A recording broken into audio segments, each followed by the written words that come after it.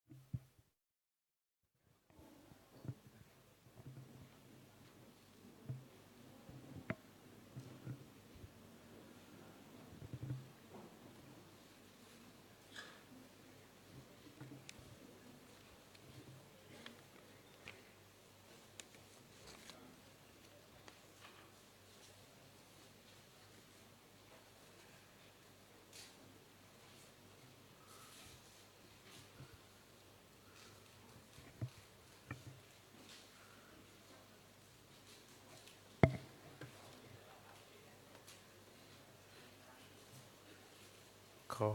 โอกาสท่านเจ้าคณะภาคท่านรองเจ้าคณะภาคท่านที่ปรึกษาเจ้าคณะภาคพระเถรานุเถระทุกรูปและขอสวัสดีแด่ท่านทั้งหลายทุกท่านที่มาเคารพการฝึกซ้อมอบรมหรือสอบความรู้วิชาในวาระนี้วันนี้ถือว่าเป็นวันแรกของท่านทั้งหลายทุกรูปรุ่นแรกนั้นผ่านไปแล้ววาระนี้เป็นรุ่นที่สองผมเชื่อแน่ว่าในรุ่นที่สองนั้น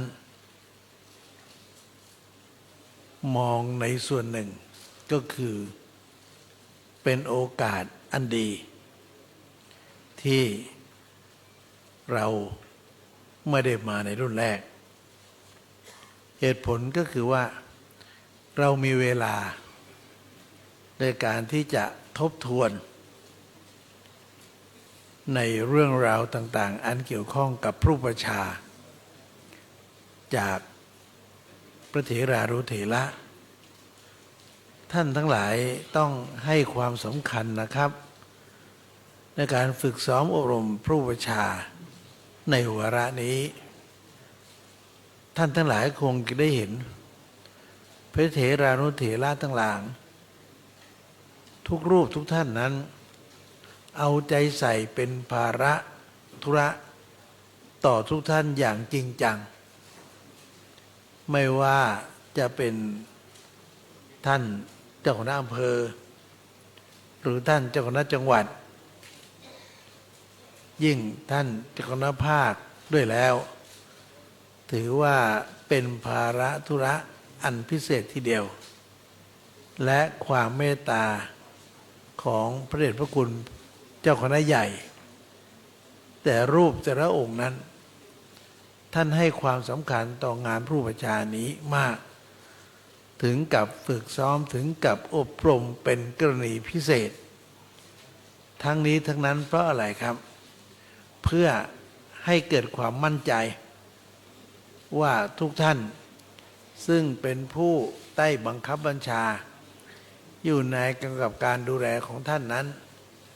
สามารถที่จะทำหน้าที่ต่างๆได้อย่างสมสง่าราศี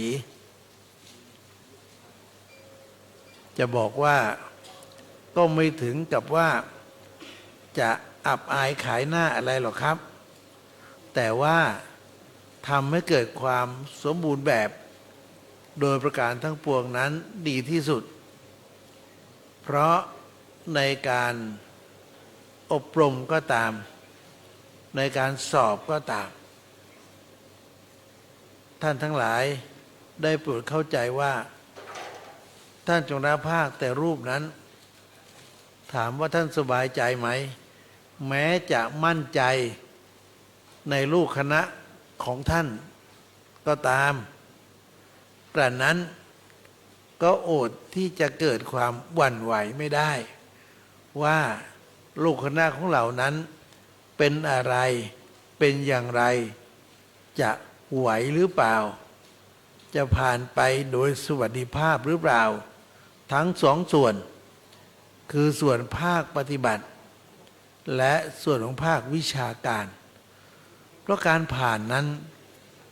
ต้องผ่านสองระดับนี้ ภาคปฏิบัติด้วย ภาควิชาการด้วย เน้นหนักและเน้นย้ำทำไมท่านจึงเอาใจใส่และเป็นภาระธุระอันสำคัญอย่างนั้น เหตุผลสำคัญก็คือว่าพลาดไม่ได้ครับท่าน ความเป็นผู้ประชานั้นพลาดไม่ได้ เพราะผมชอบกล่าวว่าทำคนให้เป็นพระ มีใครอาจสามารถได้อย่างจริงจัง ในการที่จะปลุกเสกคนให้เป็นพระได้เนี่ย ท่านอาจจะบอกว่าไม่ใช่พระอุปัชฌาย์รูปเดียว แต่มีรูปอื่นเข้าไปประกอบด้วยก็จริงไม่เถียง แต่ท่านบอกว่าพระอุปัชฌาย์เป็นประธาน ซึ่งเมื่อคืนนี้กระผมก็ย้ำกับท่านแล้ว ก็ย้ำต่อว่าเป็นประธาน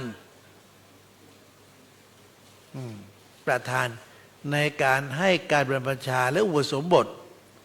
ทั้งสองส่วนนี้ต้องพระอุปัชฌาย์ครับ เป็นประธานอย่างเดียวพอไหมไม่พอหรอกเป็นประธานอย่างเดียวไม่ได้ และรับผิดชอบผิดด้วยชอบด้วยรับผิดชอบในการให้การบรรพชาอุปสมบทแก่กุลบุตร นอกจากเป็นประธานแล้วรับผิดชอบ นั่นหมายความว่าในการบวชของกุลบุตรนั้น ท่านต้องดูแลทุกองคาพยพโดยประการทั้งปวงนะครับโดยประการทั้งปวง เพราะฉะนั้นจะเห็นว่า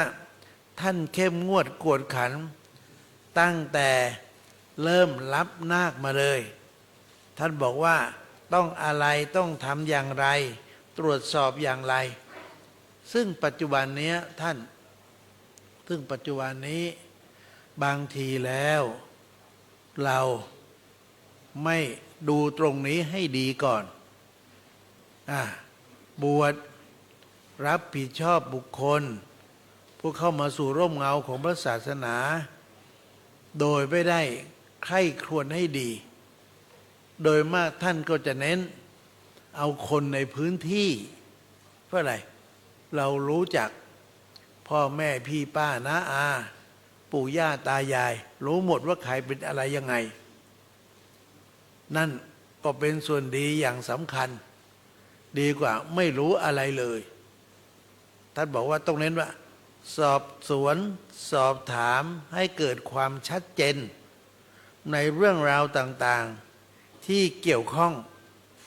นะครับตรงนี้สำคัญท่านต้องเอาใจใส่จริงๆจังๆเพราะรับผิดชอบเนี่ยครับรับผิดชอบชีวิตลูกของชาวบ้านเอามาไว้ในวัดเมื่อจะรับ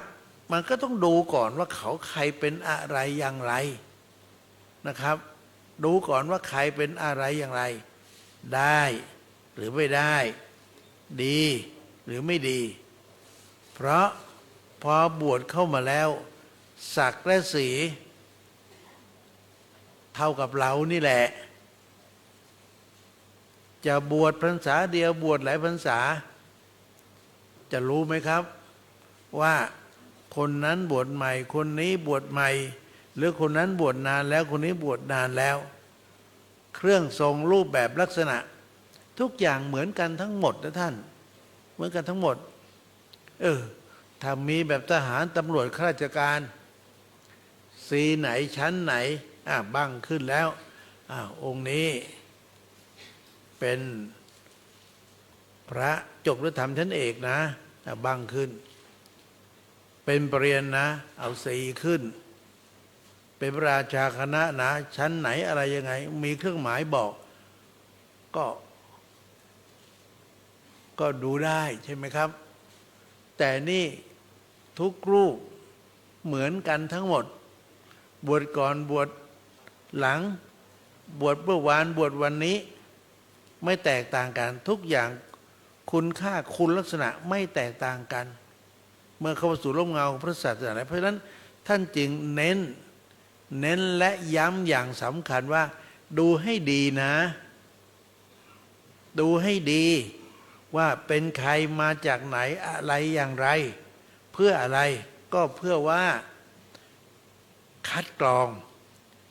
จะได้บุคคลที่มีคุณภาพเอามาประดับวัดก็เป็นสง่าราศีแล้วครับท่านรูปนี้องค์นี้อยู่วัดนั้นวัดนี้แม้เป็นเกียรติคุณอย่างสำคัญเลยเจ้าว่าก็ดีอกดีใจปลื้มอกอุ้มใจสิทธิ์ของรูปนั้นรูปนี้สอบได้นักธรรมชั้นนู้นชั้นนี้นะสอบได้ส่งเปลี่ยนหนังสือหรือเรียนในสำนักได้เปลี่ยนชั้นนั้นชั้นนี้นะจบปริญญาอย่างนั้นอย่างนี้นะวันนี้อวดได้เหมือนกันโอ้เจ้าว่าชื่นบานเจ้าว่าชื่นบานเนี่ยเป็นที่ตั้งแห่งศรัทธาภาษาทะของประชาชนโดยยิ่งไปยิ่งปัจจุบันนี้ท่านพระบาทสมเด็จพระเจ้าอยู่หัวผู้ทรงพระคุณอันประเสริฐนั้นทรงถวายความอุปถัมภ์ในเรื่องของเรียนการศึกษาของพระของเนรอย่างยิ่งเลยท่านสอบพระตาหารก็ถวายเหมือนอย่างที่มีพระราชศรัทธาถวายกับท่านพระอุปัชฌาย์ทั้งมื้อเช้าทั้งมื้อเพลและมีน้ำปานะถวายด้วยเป็นมหากรุณาธิคุณอย่างยิ่งต่อพวกเราท่านทั้งหลายนะครับนี้เป็นส่วนสำคัญส่วนหนึ่งนะครับในมหากรุณาธิคุณที่มีต่อประสงค์นิกรชาวไทยโดยเฉพาะต่อการคณะสงฆ์จะเรียนจะสอนจะศึกษาก็ทรงถวายพระราชทานโดยยิ่งขึ้นไปท่านครับเพราะฉะนั้นการบวชท่านทั้งหลายต้องให้ความสำคัญและเอาใจใส่เป็นอย่างยิ่งเลยพระเถระท่านจะย้ำแล้วย้ำอีกว่าดูแลคนให้ดีนะจะเอาใครเข้ามาสู่ร่มเงาของพระศาสนาเนี่ยดูให้ดีดูให้เรียบร้อยจะพลัดจะผูไปเกิดว่าไม่ดูให้เรียบร้อยวันดีคืนดีผลปรากฏว่ามีเจ้าหน้าที่ของทางราชการ มาพูดมาเชิญ ไปนู่นไปนี่ไปโน่น และในฐานะของเจ้าอาวาสจะบอกว่าอาตมาก็ไม่รู้เหมือนกัน พูดได้ที่ไหนล่ะครับท่าน มันก็ต้องรู้ และเป็นคนของเราน่ะอย่างอื่นท่านต้องเข้าใจนะ อย่างอื่นพอปฏิเสธได้ แต่สัตว์ที่วิหาริกปฏิเสธไม่ได้ ถ้าไม่เลือกให้ดี ไม่ดูให้ดีนะครับ มาอยู่กับเราช่วงหนึ่งการหนึ่งเวลาหนึ่ง ถ้ายังไม่พ้นนิสัยมุตตะก็ต้องหาทางสอบสวนให้ดีว่า ไปอยู่กับท่านอยู่กับผมนี่ผมต้องดูแลรักษาอย่างดีนะ เพราะฉะนั้นไปอยู่กับท่านต้องดูแลเหมือนผมรักษานะ ก็ต้องฝากฝังกันให้ดีจริงจัง และถ้าหากว่าแม้จะพ้นนิสัยมุตตะแล้ว แต่ผลปรากฏว่ายังไม่สามารถที่จะดูแลตัวเองได้อะโดยลักษณะอย่างนั้นแล้วทำไมล่ะท่านก็บอกว่าแม้จะพ้นแล้วก็ถือว่ายังไม่พ้นยังต้องอยู่ในอ้อมอกของพระอุปัชฌาย์อยู่ตลอดเวลานี่เป็นความจริงที่เกิดขึ้น และขณะเดียวกันบวชมาแล้ว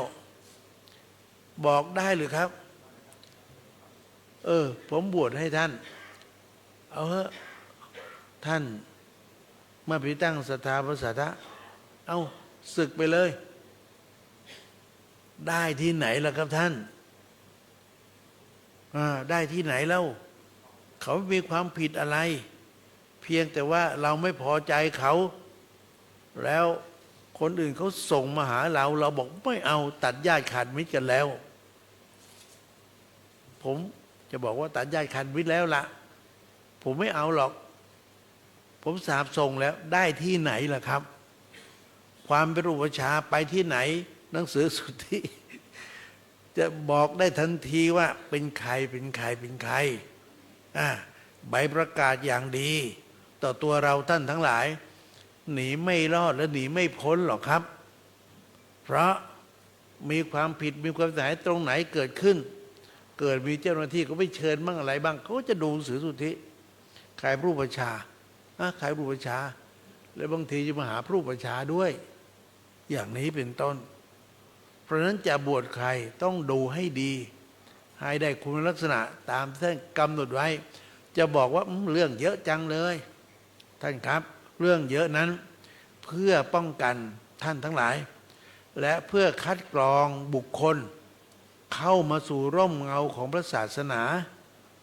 นั่นส่วนสำคัญอีกส่วนหนึ่งก็คือว่าเกรงใจลูกเกรงใจนี่แหละสำคัญเหมือนกันรู้จักพ่อรู้จักแม่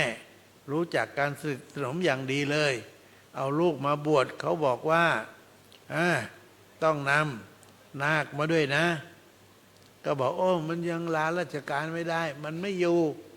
ไม่เป็นไรหรอกผมรับประกันพอมีปัญหาจริงๆนะคนจะรับประกันหาตัวเจอเนี่ยแหละครับหาไม่เจอหรอกหรือรู้ว่าอยู่ก็ไม่ว่างติดโน่นติดนั่นติดนั่นภาระเยอะเลยเนี่ยแล้วใครครับพระอุปัชฌาย์สิครับนั่งซึมอยู่ในวัดนั่นแหละเป็นเรื่องสำคัญท่านเป็นเรื่องสำคัญเพราะฉะนั้นดูให้ดีถ้าไม่มั่นใจอย่าไปรับเลยไม่มั่นใจก็อย่าไปรับมีข้อบกพร่องมากน้อยแค่ไหนต้องกำหนดให้ได้นะครับกำหนดให้ได้ก็ในฐานะที่ก็เป็นผู้อุปัชฌาย์อยู่นะครับแม้จะไม่ได้ทำหน้าที่อะไรมากมายแต่ก็ช่วยกันดูแลตรงนี้มาก็พอสมควรและขณะเดียวกันก็มองเห็นบางรูปบางองค์นั้นอยู่กับรูปนั้นรูปนี้รูปนั้นรูปนี้เป็นผู้อุปัชฌาย์แล้วผลปรากฏว่าถึงวาระหนึ่งวันนั้นก็ไม่เอาวันนี้ก็ไม่เอาไปอยู่ที่นู่นที่นี่เขาไม่เอาละจะบอกว่าเขาไล่ส่งก็ใช่ที่เขาไม่เอาเขาคืนผู้อุปัชฌาย์แล้วอุปัชฌาย์ก็บอกผมตัดทุกอย่างปล่อยวัดหมดแล้วพูดได้ที่ไหนล่ะครับพูดไม่ได้ ก็ต้องรับเอามาอยู่กับเรา จนกว่าขอโทษนะครับ จะตายกันไปข้างหนึ่งแหละครับ อยู่ที่นั่นอยู่ที่วัดของเราอะนะครับ จะให้ใครจะไปอยู่ที่โน่นไปอยู่ที่นี่อยู่ที่โน่น โยมก็ไม่เอาพระก็ไม่เอา เขารับไปแล้วเขาก็ส่งคืนพระพุทธเจ้าปฏิเสธไม่ได้ เมื่อปฏิเสธไม่ได้อย่างนั้น ก็เป็นภาระธุระที่ต้องดูแลรักษา จนกว่าชีวิตจะหาไม่พระอุปชฌาย์ก็เขานั่นแหละ หรือเขาลาสิกขาไปจะบังคับไปบอกเขาว่าศึกเถอะท่านผมบวชท่านได้ ผมก็ศึกท่านได้ เขามีความผิดอะไรล่ะครับ เขาไม่มีความผิดอะไร เพราะฉะนั้นก็ไปบังคับอย่างนั้นได้ที่ไหนล่ะครับ ไม่ได้เหมือนกันนะครับนั้นจะเอาใครมาอยู่รับใครดูให้ดี และในการฝึกซ้อมอบรมรูปฌานนี้ท่านทั้งหลายครับ จะเห็นว่าพระเถระพระเดชพระคุณผู้เป็นเจ้าคณะใหญ่ก็ตาม หรือท่านเจ้าคณะภาคท่านรับหน้าที่อันสำคัญทั้งบรรยายถวายความรู้ด้วยนะครับ บรรยายถวายความรู้ด้วย ท่านจะมาร่วมประชุมอยู่ที่นี้เพราะถือว่าเป็นภาระธุระของท่าน เพราะฉะนั้นในการสอบภาควิชาภาคปฏิบัติมันจะเริ่มแต่พรุ่งนี้เลยนะครับ วันนี้ทั้งวันแล้วก็เป็นภาควิชาการช่วงเช้าเนี่ยเป็นภาคของการเรื่องของการเปิดนะครับเป็นเรื่องของการเปิดช่วงเช้าเนี่ยแล้วก็พอบ่ายไปเพลฉันเพลเสร็จแล้วนะครับฉันเป็น13 นาฬิกาเป็นต้นไปนั่นเป็นเรื่องของการบรรยายการบรรยายนั้นกำหนดให้ได้ว่าอะไรเป็นอะไรยังไงทั้งเรื่องของอุโสมบทกรรมแต่เริ่มต้นจนจบท้ายเลยเป็นอย่างไรเป็นเรื่องที่ท่านทั้งหลายทุกรูปต้องชัดเจนนะครับต้องชัดเจนแล้วก็อย่างที่บอกว่าเป็นประธานด้วยแล้วก็เป็นผู้กำกับการดูแลในการบวชด้วย2 ประการนี้นะครับนั่นเบื้องต้นการรับผิดชอบอย่างที่ผมเรียนถวายแล้วต้องดูแลรับผิดชอบชีวิตของลูกของชาวบ้านที่ไปอยู่กับเรานี่แหละจนกว่าจะพ้นนิสัยมุสกะหรือพ้นนิสัยมุสกะไปแล้วผลปรากฏว่า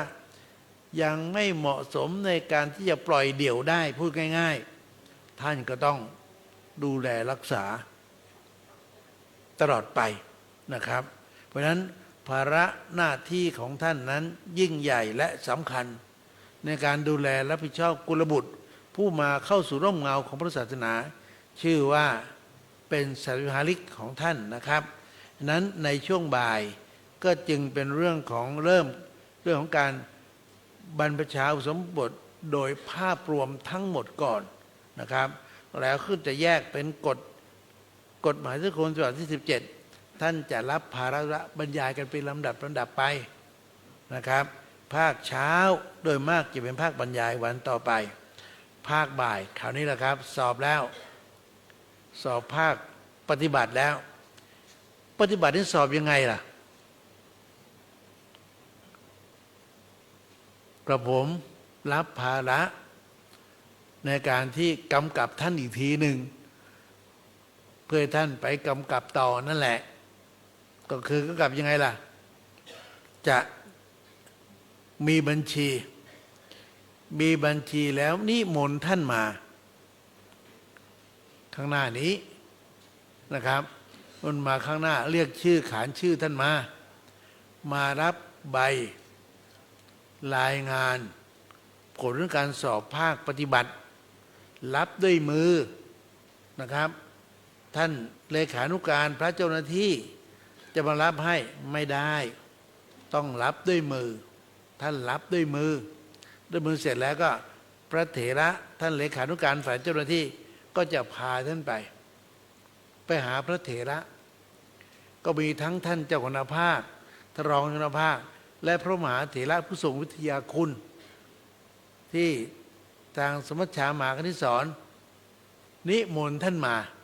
เจ้าคณะภาครองเจ้าคณะภาคนั่นแหละแน่นอนละนะครับเป็นพระธุระของท่านภาครองภาคแล้วก็พระมหาเถระท่านเมตตาอย่างครั้งที่แล้วท่านครั้งที่แล้วและครั้งอื่นๆก็เหมือนกันแหละมาท่านก็จะมานั่งเก้าอี้ที่จัดให้แล้วท่านเลขานุการก็จะพาท่านไปหารูปนั้นรูปนี้รูปโน้นเพียงแต่ว่าภาคและรองภาคในเขตภาคของท่านไม่พาไปหาหรอกเกรงว่าท่านและพระเถระเจ้าคณะภาคจะไม่สบายใจก็จะพาท่านไปหาท่านเจ้าคณะภาครองเจ้าคณะภาครูปอื่นนะครับแต่รูปอื่นแล้วก็พอท่านไปแล้วก็กราบท่านสัก3 ครั้งนะครับฝากเนื้อฝากตัวนั่นแหละจะไปบอกตัวไม่ได้บอกนะผมขอฝากเนื้อฝากตัวนะครับหลวงพ่อไม่ต้องกราบท่านแล้วก็ยื่นนี่ให้ท่านก่อนใบให้ท่าน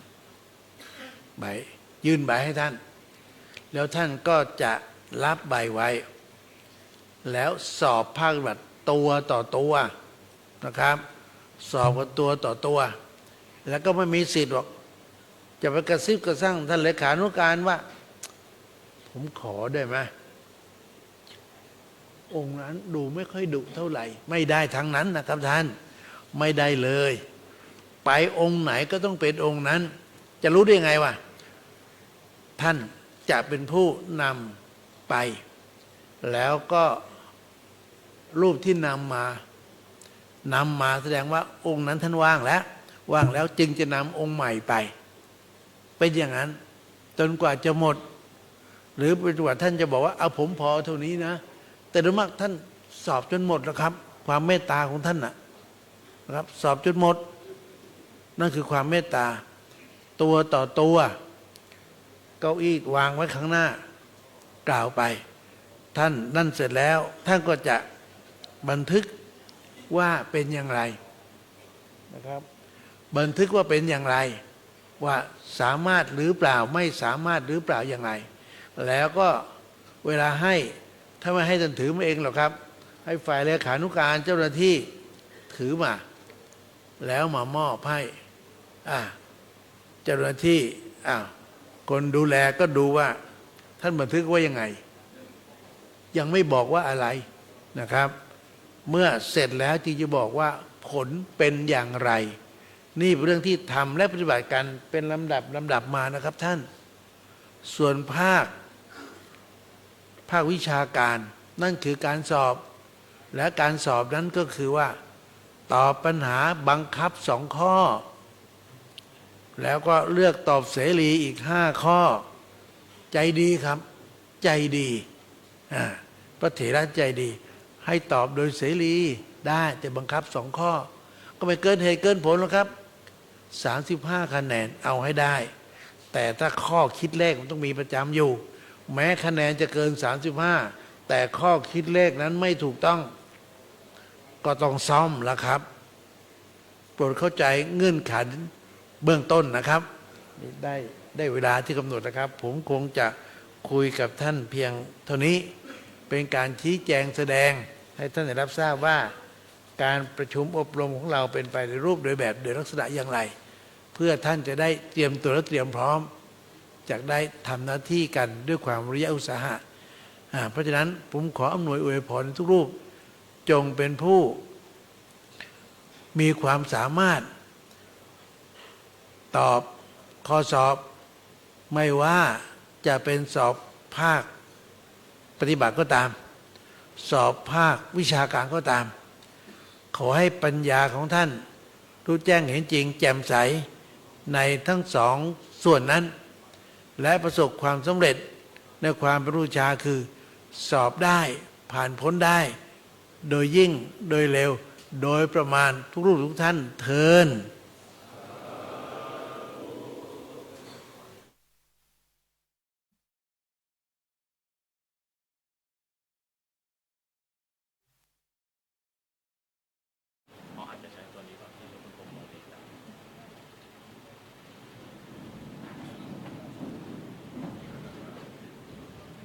กับในนาม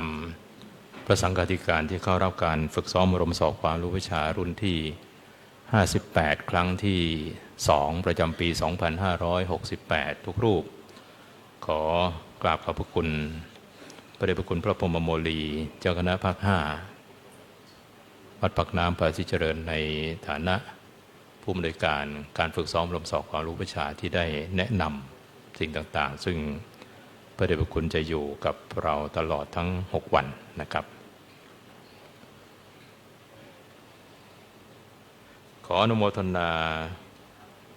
ในนามคณะสงฆ์ภาค 15 นะครับบริจาคปัจจัยจำนวน 1,870,000 บาทนะครับพระธรรมวชิรสิทธาจารย์เจ้าคณะภาค 15 จำนวน 120,000 บาทพระครูยติธรรมานุยุตจำนวน 100,000 บาทนะครับขออนุโมทนานะครับและพระครูวิเทศวโรไทยวัดปากน้ำญี่ปุ่นถวายเป็นค่าภัตตาหาร 5,000 บาทขออนุโมทนาครับ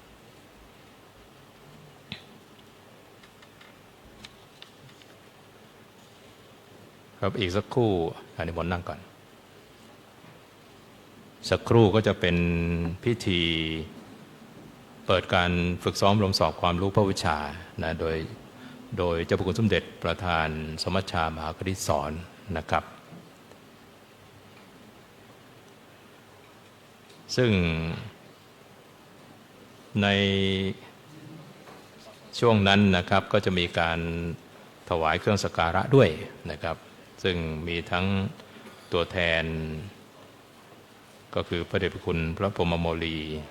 เจ้าคณะภาค 5 นะครับในนามของเจ้าคณะภาครองเจ้าคณะภาคพระเดชพระคุณพระพรหมดิลกเจ้าวาดวัดสัมพระยานะครับในนามคณะสงฆ์วัดสัมพระยาแล้วก็ตัวแทนของพระอุปชาก็คือเจ้าคุณวชิรดิลกนะครับเป็นตัวเจ้าวาดวัด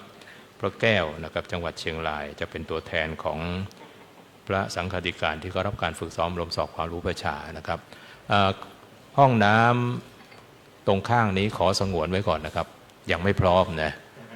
ยังไม่พร้อมนะครับเข้าด้านหลังก่อนนะถ้าพร้อมเมื่อไหร่จะบอกนะครับขอแล้วก็มีอีกอย่างหนึ่งนะครับบนโต๊ะจะมีเครื่องเขียนพระราชทานนะครับสามารถใช้ได้นะสามารถใช้ได้พระบาทสมเด็จพระเจ้าอยู่หัวทรงผู้ทรงพระคุณอันประเสริฐทรงมีพระราชศรัทธานะครับถวายภัตตาหารแก่พระสังฆาธิการที่เขารับการฝึกซ้อมอบรมสอบความรู้วิชาทั้ง2 ครั้งนะครับทั้ง2 วาระนอกเหนือจากนั้นก็มีเครื่องเขียนพระราชทานนะพิธีประกอบพิธีพระราชถวายของพระราชทานนั้นประกอบในวันแรกนะครับวันแรกแล้วก็ในงวดนี้ก็ไม่มีพิธีแต่ว่าจะไปวันสุดท้ายนะครับครับบัดนี้ได้เวลาสมควรของการพัฒนาเจ้าพระคุณสมเด็จพระพุทธาจารย์เจ้าคณะใหญ่หนตะวันออกประธานสมัชชามหาคณิตสอนกรรมการมหาสมาคมวัดไตรมิตรวิทยารามได้เมตตาจุดธูปเทียนบูชาพระรัตนตรัยและเป็นประธานในการเปิดประชุมการฝึกซ้อมอบรมสอบความรู้พระวิชารุ่นที่ 58 ครั้งที่ 2 ประจำปี 2558 ขอรับรัตนาครับ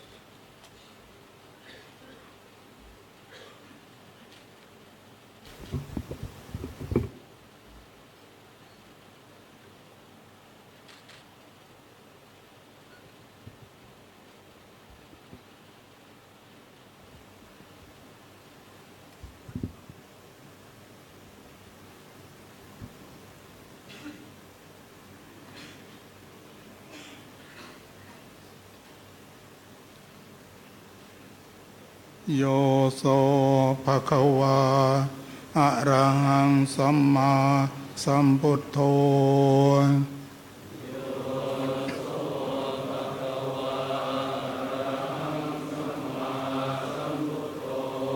สวากขาโตเยนะภะคะวะตาธัมโม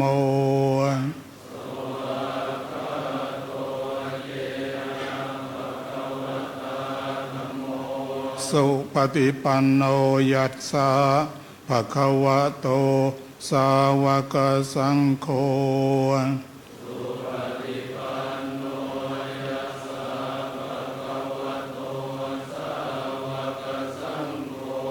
ธัมมยังภะคะวันตัง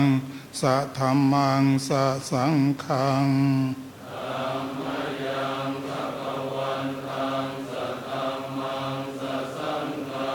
อิเมสการเรทุกตะปันนาการภูเตปฏิคันนาตุ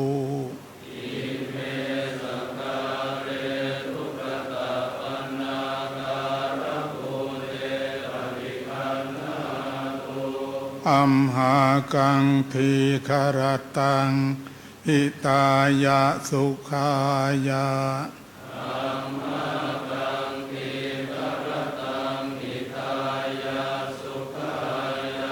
อะระหังสัมมาสัมพุทโธภะคะวา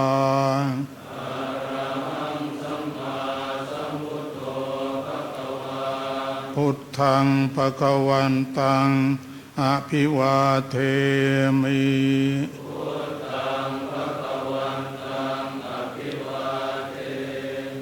สวากขาโตภะคะวะตาธัมโม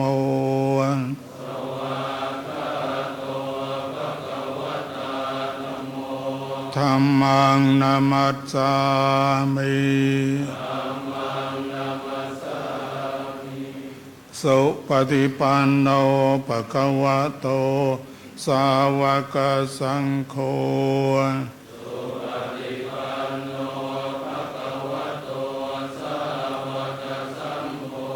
สังฆังนะมามิอันตะมยังพุทธัสสะ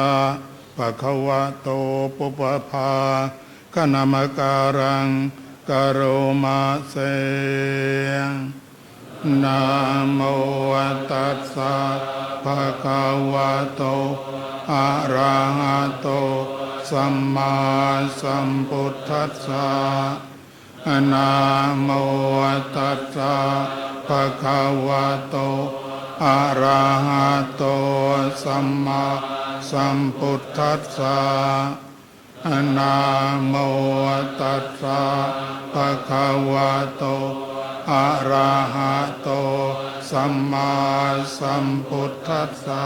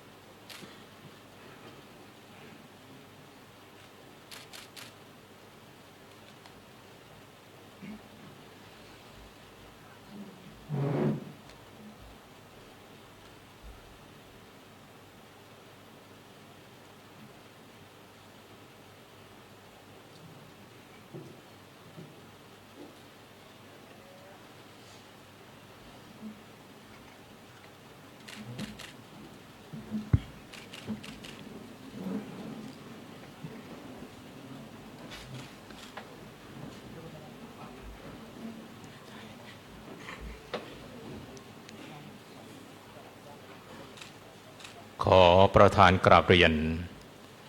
พระเดชพระคุณเจ้าพระคุณสมเด็จพระพุทธาจารย์เจ้าคณะใหญ่หนตะวันออกประธานสมัชชามหาคณิตศรที่เคารพอย่างยิ่งเกล้าพระเทพวชิรจิรคุณรองเจ้าคณะภาค7ขอประธานอนุญาตดำเนินการตามรายการดังต่อไปนี้ในเบื้องต้นขออาราธนาพระเดชพระคุณพ พระพรหมโมลีเจ้าคณะภาค 5วัดปากน้ำภาษีเจริญได้ถวายสักการะในนามเจ้าคณะภาคและรองเจ้าคณะภาคทั้ง18ภาคขอกราบรัตนาครับ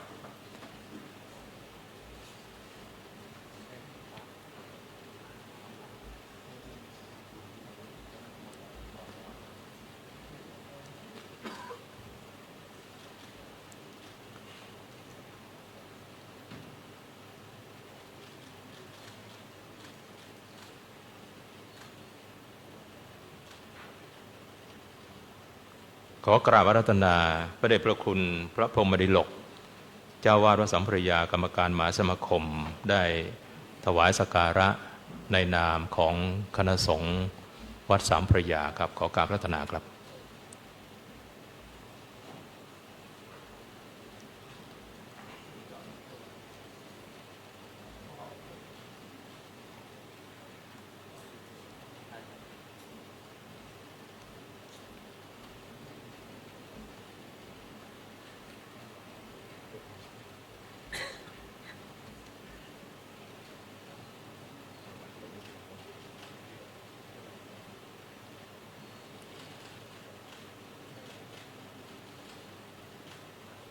ต่อไปขออาราธนาพระสังฆาธิการที่เป็นตัวแทนของว่าที่พระวิชารุ่นที่58ครั้งที่2คือท่านเจ้าคุณพระวชิริลกเจ้าวาดวัดพระแก้วจังหวัดเชียงรายเป็นตัวแทนของพระสังฆาธิการที่เข้ารับการฝึกซ้อมอบรมทุกรูปครับขออาราธนา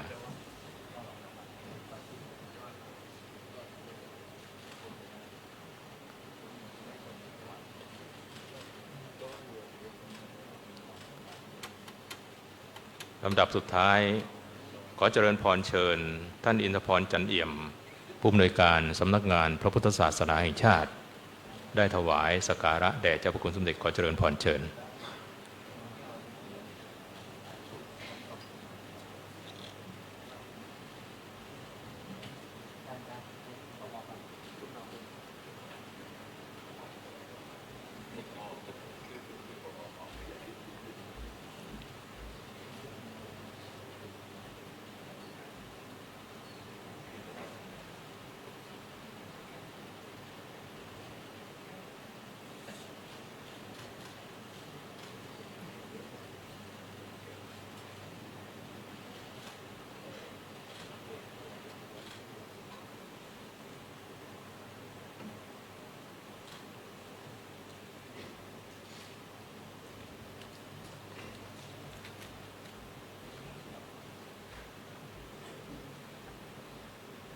ในโอกาสต่อไป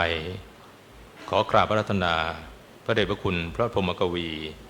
เจ้าคณะภาค 3กรรมการมหาสมาคมวัดกัลยาณมิตรได้กล่าวถวายรายงานในนามของเจ้าคณะภาคและรองเจ้าคณะภาคทั้ง18ภาคขอกราบอาราธนาครับ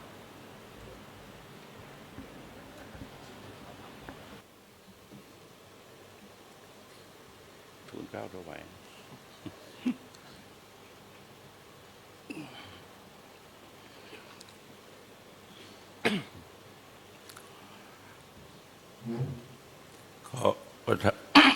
ขอประธานกราบเรียนเจ้าพระคุณสมเด็จเจ้าคณะใหญ่หนตะวันออกประธานสมัชชามหาคณิตศรที่เคารพอย่างยิ่งกล่าวกับผมพระพรหมกวีเจ้าคณะภาค 3ในนามเจ้าคณะภาคและรองเจ้าคณะภาคทั้ง18ภาคขอกราบขอบพระคุณเจ้าพระคุณสมเด็จเป็นอย่างยิ่ง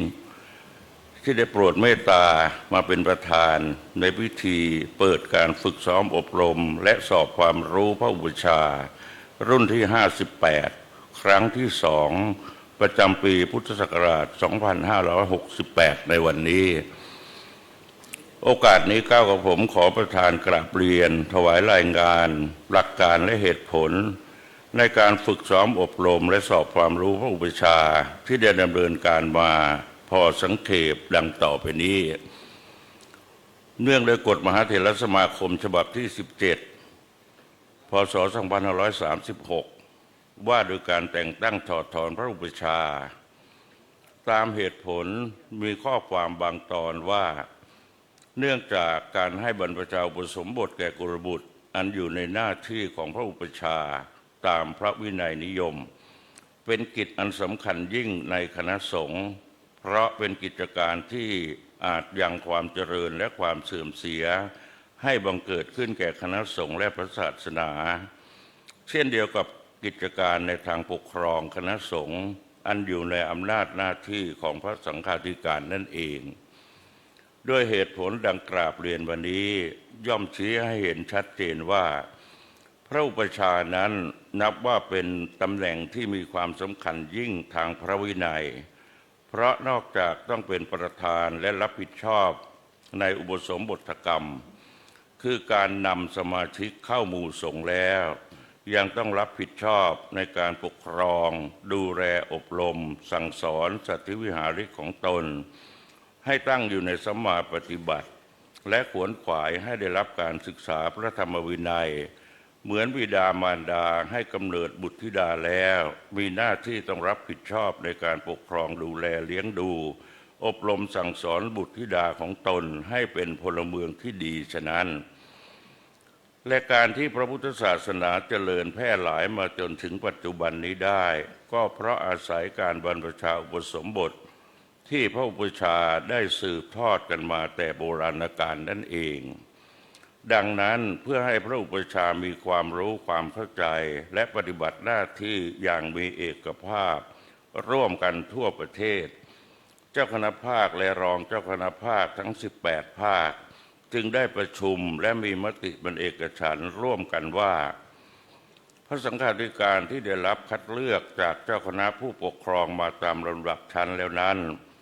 ต้องได้รับการฝึกซ้อมอบรมและสอบความรู้ทั้งภาควิชาการภาคปฏิบัติการ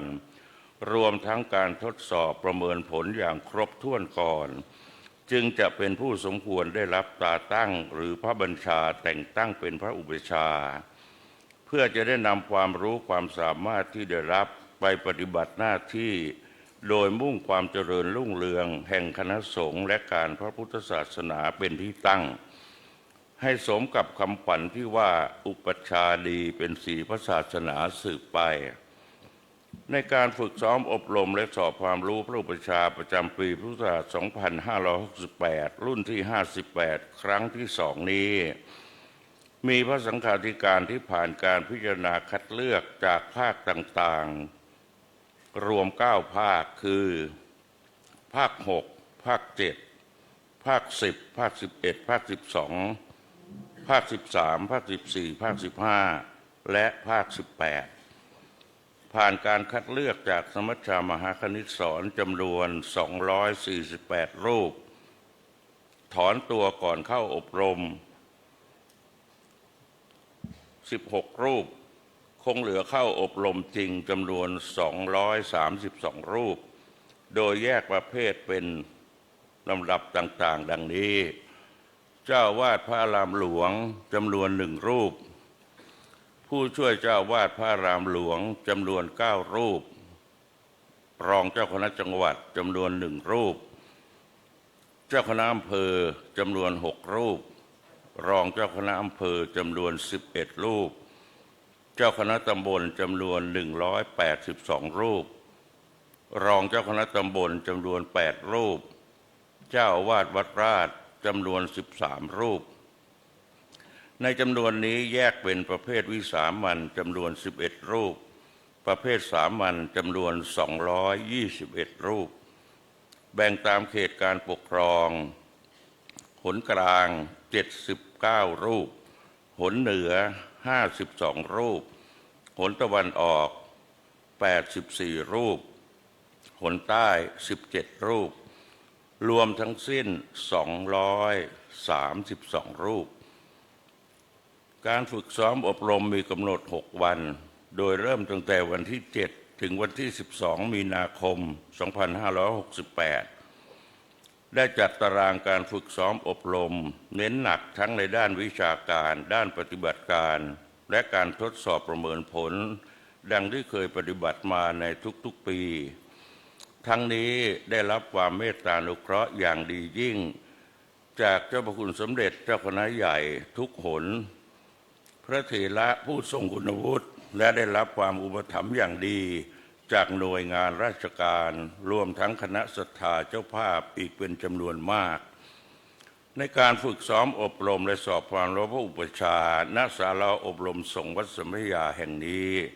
ได้รับความอนุเคราะห์อย่างดียิ่งจากวัดสัมพยาทั้งในด้านสถานที่ฝึกซ้อมอบรมสถานที่ขบฉันสถานที่พักและน้ำปานะตลอดถึงอุปกรณ์อำนวยความสะดวกและการบริการในด้านต่างๆพร้อมทั้งได้รับความอุปถัมภ์ด้านเครื่องเสียงเป็นอย่างดีจากวัดพระพราชัยจึงขอกราบขอบพระคุณท่านเจ้าคุณพระพรหมดิลกเจ้าวาดวัดสัมพยาคณะสงฆ์และเจ้าหน้าที่วัดสัมพยาและขอขอบคุณท่านเจ้าคุณพระเทพสิทธิโกศลเจ้าวาดวัดพระพราชัยคณะสงฆ์และเจ้าหน้าที่วัดพระพราชัยไว้ณโอกาสนี้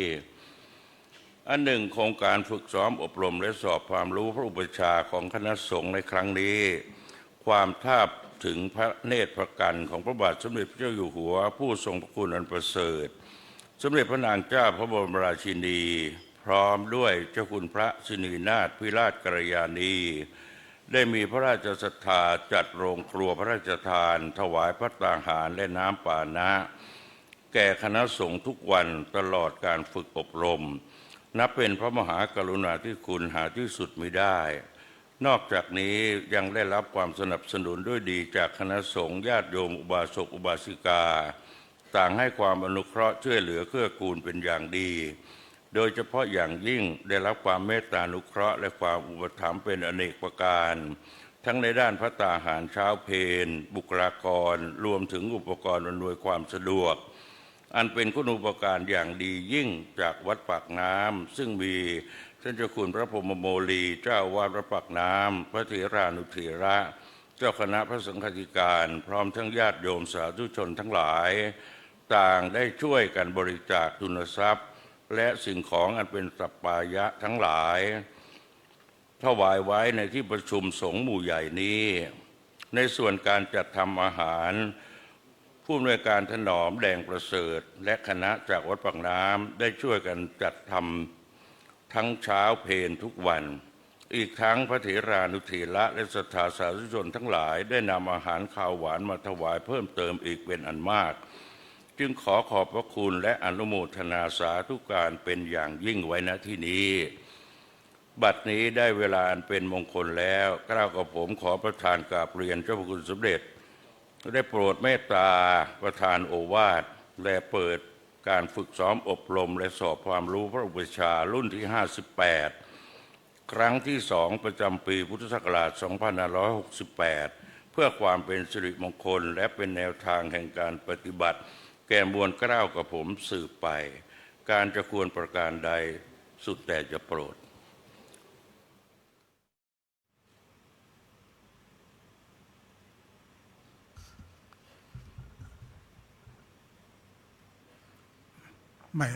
ไม่ต้องพนมมือก็เมื่อยนั่งสบายๆท่านเจ้าคณะใหญ่ทุกคนท่านสมัชชามหาคณิสรเจ้าคณะภาครองเจ้าคณะภาคทั้ง18ภาคท่านพระเถรานุเถระพระสังฆาธิการผู้จะเข้าฝึกซ้อมอบรมหรือสอบความรู้เป็นพระอุปชาเพื่อเป็นสีแก่พระศาสนาทุกๆรูปตามรายงานของท่านเจ้าคุณพรหมกวีเจ้าคณะภาค3ที่รายงานให้ที่ประชุมนี้ได้รับทราบโดยทั่วกันให้ทราบว่าตำแหน่งพระอุปชานั้นถือว่าเป็นตำแหน่งที่มีความสำคัญยิ่งต่อคณะสงฆ์ต่อวัดวาอารามและต่อพระศาสนาจึงต้องมีการฝึกซ้อมอบรมเข้มงวดกวดขันเป็นพิเศษพร้อมกันนั้นก็ยังได้รายงานรายละเอียดต่างๆของท่านพระสังฆาธิการที่จะเข้าฝึกซ้อมอบรมหรือสอบความรู้พระอุปชา ครั้งที่สองรุ่นที่58พศ2568ว่ามีจำนวนทั้งสิ้น236รูปที่เข้ามาฝึกซ้อมอบรมพร้อมทั้งรายละเอียดต่างๆของการฝึกซ้อมอบรมอย่างดียิ่งเพราะฉะนั้นขอท่านพระสังฆาธิการที่เข้าฝึกซ้อมอบรมทุกๆองค์ทุกๆรูปได้พยายามตั้งใจ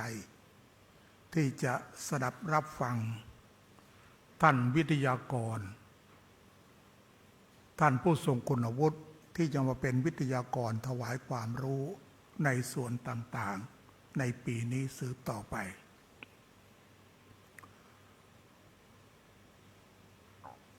เมื่อกี้นี้ผมนำสวดคนแก่แล้วเป็นอย่างเงี้ยมันข้ามไปนะขอโทษด้วยครับ ตามเหตุผลที่ทางเจ้าคุณพรหมกวีได้ให้เหตุผลในการฝึกซ้อมอบรมหรือสอบความรู้พระอุปชฌาย์เหตุผลตามกฎมหาเถรสมาคมฉบับที่17พศ2536ว่าด้วยการแต่งตั้งถอดถอนพระอุปชฌาย์มีความบางตอนที่ว่านุ่งโดยการให้การบรรพชาอุปสมบทแก่กุลบุตรอันอยู่ในหน้าที่ของพระอุปชฌาย์ตามพระวินัยนิยมเป็นกิจอันสำคัญยิ่งในคณะสงฆ์เพราะเป็นกิจการที่อาจจะยังความเจริญหรือความเสื่อมให้เกิดขึ้นแก่คณะสงฆ์และพระศาสนา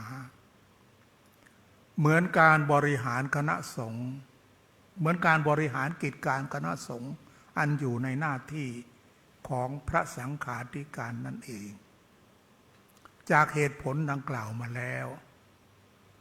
รวมทั้งคุณสมบัติของพระอุปชฌาย์คือคุณสมบัติของพระอุปชฌาย์นั้นจะปรากฏตามความในข้อ8ในหมวดที่2แห่งกฎมหาเถรสมาคมฉบับที่17เนี่ยที่ว่าพระภิกษุที่จะดำรงตำแหน่งพระอุปชฌาย์นั้นต้องประกอบด้วยคุณสมบัติดังนี้ 1. มีหน้าที่ในทางปกครองชั้นเจ้าวาดขึ้นไปเมื่อคราวสอบคราวที่แล้วนะครั้งที่1เขาก็ถามมาเหมือนกันว่าที่เป็นรองเจ้าวาดนะจะมาขอเป็นพระอุปชฌาย์นะจะมีสิทธิ์หรือไม่นะนั้นก็บอกว่าต้องมีตำแหน่งในทางปกครองและต้องเจ้าวาดขึ้นไปเว้นแต่พระอารามหลวงถ้าเป็นพระอารามหลวงและผู้ช่วยเจ้าวาดรองเจ้าวาดก็เป็นได้ประการที่2มีพรรษาพ้น10ประการที่3ไม่เป็นผู้มีร่างกายทุพพลภาพไร้ความสามารถหรือมีจิตฟั่นเฟือนไม่สมประกอบหรืออาพาธเป็นโรคติดต่อเช่นวัณโรคเรื้อนและวัณโรคในระยะอันตราย 4. มีประวัติความประพฤติดี 5. เป็นที่นับถือของประชาชนทั้งบรรพชิตและคฤหัสถ์ 6. เป็นปรริญญาหรือนักธรรมชั้นเอกเว้นแต่ในบางท้องถิ่นที่เจ้าคณะพิจารณาเห็นสมควรผ่อนผัน 7. มีความสามารถฝึกสอนผู้บังคับบัญชาให้เป็นภิกษุสมณเณรที่ดีตามพระธรรมวินัยและสามารถปฏิบัติหน้าที่อันอยู่ในหน้าที่ของพระอุปชฌาย์ได้ 8. มีความรู้ความสามารถทำอุปสมบทกรรมให้ถูกต้องตามพระวินัยและระเบียบแบบแผนของคณะสงฆ์ทั้งหมดเนี่ยคุณสมบัติของพระอุปชฌาย์เพราะพระอุปชฌาย์สำคัญเพราะฉะนั้นคุณสมบัติเขาจึงวางไว้ให้ทราบว่าเป็นสิ่งสำคัญเพราะฉะนั้นทุกๆองค์นั้นจะต้องพยายามท่องให้ได้นะคุณสมบัติของพระอุปชฌาย์เพราะว่าถ้าหากว่าไม่ได้เป็นเจ้าวาดหรือว่าขาดคุณสมบัติข้อใดข้อหนึ่งเนี่ยมันจะถูกพักจากเจ้าวาดตามความในข้อ25ในการพัก เจ้าวาดนะในนั้นก็บอกว่าถ้าหากว่าองค์ใดองค์หนึ่งขาดคุณสมบัติตามความในข้อ8ที่แล้วจะต้องถูกพักนี่เป็นคุณสมบัติของพระอุปชฌาย์หน้าที่ของพระอุปชฌาย์หรือเรียกว่าจริยาของพระอุปชฌาย์ที่ปรากฏตามความในข้อ28 29 30 31ก็ได้กำหนดเอาไว้ให้เห็นว่าพระอุปชฌาย์เนี่ยสำคัญคือ28นั้นว่าพระอุปชฌาย์ต้องเอื้อเฟื้อสังวรปฏิบัติตามกฎหมายพระธรรมวินัยอย่างเคร่งครัดเพื่อเป็นแบบอย่างอันดีของสัตถิวิหาริกข้อ29พระอุปชฌาย์ต้องปฏิบัติหน้าที่ตามบทบัญญัติแห่งกฎมหาเถรสมาคมนี้ข้อ30พระอุปชฌาย์ต้องปฏิบัติหน้าที่ตามคำสั่งคำแนะนำชี้แจงของพระสังฆาธิการของผู้บังคับบัญชาซึ่งสั่งโดยชอบด้วยพระธรรมวินัยและกฎมหาเถรสมาคมนี้ในข้อ31ว่าพระอุปชฌาย์ต้องปฏิบัติหน้าที่ด้วยความระมัดระวังไม่ให้บรรพชาอุปสมบทกรรมวิบัติบกพร่องไม่ว่าด้วยเหตุใดๆนี่เป็นจริยาพระอุปชฌาย์เพราะฉะนั้นถ้าเราพิจารณาจากเหตุผลในการตรากฎมหาเถรสมาคมก็ดีคุณสมบัติของพระอุปชฌาย์ก็ดีหรือจริยาพระอุปชฌาย์ข้อประพฤติปฏิบัติของพระอุปชฌาย์ก็ดีจะเห็นได้ชัดเจนว่าตำแหน่งพระอุปชฌาย์นั้นเป็นตำแหน่งที่มีความสำคัญอย่างยิ่งในทางพระวินัยเพราะนอกจากจะเป็นประธานและรับผิดชอบในการคัดเลือกหรือขันกลั่นกรองคัดเลือกบุคคลให้เข้ามาสู่พระสงฆ์เราหรือเข้ามาสู่ร่มเงาพระพุทธศาสนาของเรานอกจากจะปฏิบัติหน้าที่เหล่านั้นแล้วยังจะต้องปฏิบัติหน้าที่อื่นๆภายหลังจากการให้บรรพชาอุปสมบทแล้วนั่นก็คือหน้าที่ในการปกครองดูแลสัตถิวิหาริกหรือภิกษุสามเณรให้ประพฤติดีประพฤติชอบตามพระธรรมวินัยต้องให้การศึกษาให้เกิดความรู้ความเข้าใจแก่สัตถิวิหาริกเหมือนบิดาให้กำเนิดแก่บุตรแล้วก็มีหน้าที่ที่จะต้องปกครองดูแลเลี้ยงดูอบรมสั่งสอนบุตรของตนให้เป็นพลเมืองดีของสังคมและประเทศชาติและพระศาสนาของเราที่แพร่หลายมาถึงปัจจุบันนี้ได้ก็เพราะอาศัยการบวชเณรบวชพระหรืออุปสมบทกรรมที่พระอุปชฌาย์ได้สืบสารสืบทอดมาแต่โบราณกาลนั่นเองถ้าเราพิจารณาเห็นแล้วว่าพระอุปชฌาย์นั้นเป็นตำแหน่งที่มีความสำคัญดังนี้เพราะฉะนั้นในการฝึกซ้อมอบรมพระอุปชฌาย์เป็นประจำปีทุกๆปีมานั้นจะเห็นได้ว่าจะเน้นหนักทั้งในด้านวิชาการทั้งในด้านปฏิบัติการและการทดสอบประเมินผลทุกประการคุณสมบัติต่างๆจริยาพระอุปชฌาย์และระเบียบมหาเถรสมาคมกำหนดวิธีการปฏิบัติหน้าที่ของพระอุปชฌาย์ 2546 จึงได้ถูกวางเป็นหลักเกณฑ์ในการฝึกซ้อมอบรมพระอุปชฌาย์เพื่อให้เกิดความรู้ความเข้าใจในหน้าที่ของพระอุปชฌาย์ในการนำไปปฏิบัติหน้าที่ให้เกิดประโยชน์สูงสุดแก่ตัวของพระอุปชฌาย์เองและเป็นประโยชน์สูงสุดแก่วัดวาอารามและแก่พระศาสนาของเราด้วยเพราะฉะนั้นในการฝึกซ้อมอบรมหรือสอบความรู้พระอุปชฌาย์ประจำทุกๆปีที่ผ่านมานั้น จะเน้นหนักทั้งในด้านวิชาการ ในด้านปฏิบัติการและการทดสอบประเมินผลทุกประการเพื่อต้องการให้ได้พระอุปชฌาย์ที่ดีมีคุณภาพมีศักยภาพสูงที่มุ่งประโยชน์สูงสุดแก่วัดวาอารามแก่คณะสงฆ์และแก่พระศาสนาเป็นประการสำคัญเพราะฉะนั้นสมัชชามหาคณิสรณ์เจ้าคณะภาคและรองเจ้าคณะภาคจึงได้กำหนดหลักเกณฑ์ในการฝึกซ้อมอบรมหรือสอบความรู้พระอุปชฌาย์ ที่เป็นสาระที่สำคัญในการฝึกซ้อมอบรมพระอุปชฌาย์นั้นสามารถที่จะแบ่งออกได้เป็น2หัวข้อใหญ่ๆเป็นสาระสำคัญมี2หัวข้อใหญ่ๆคือ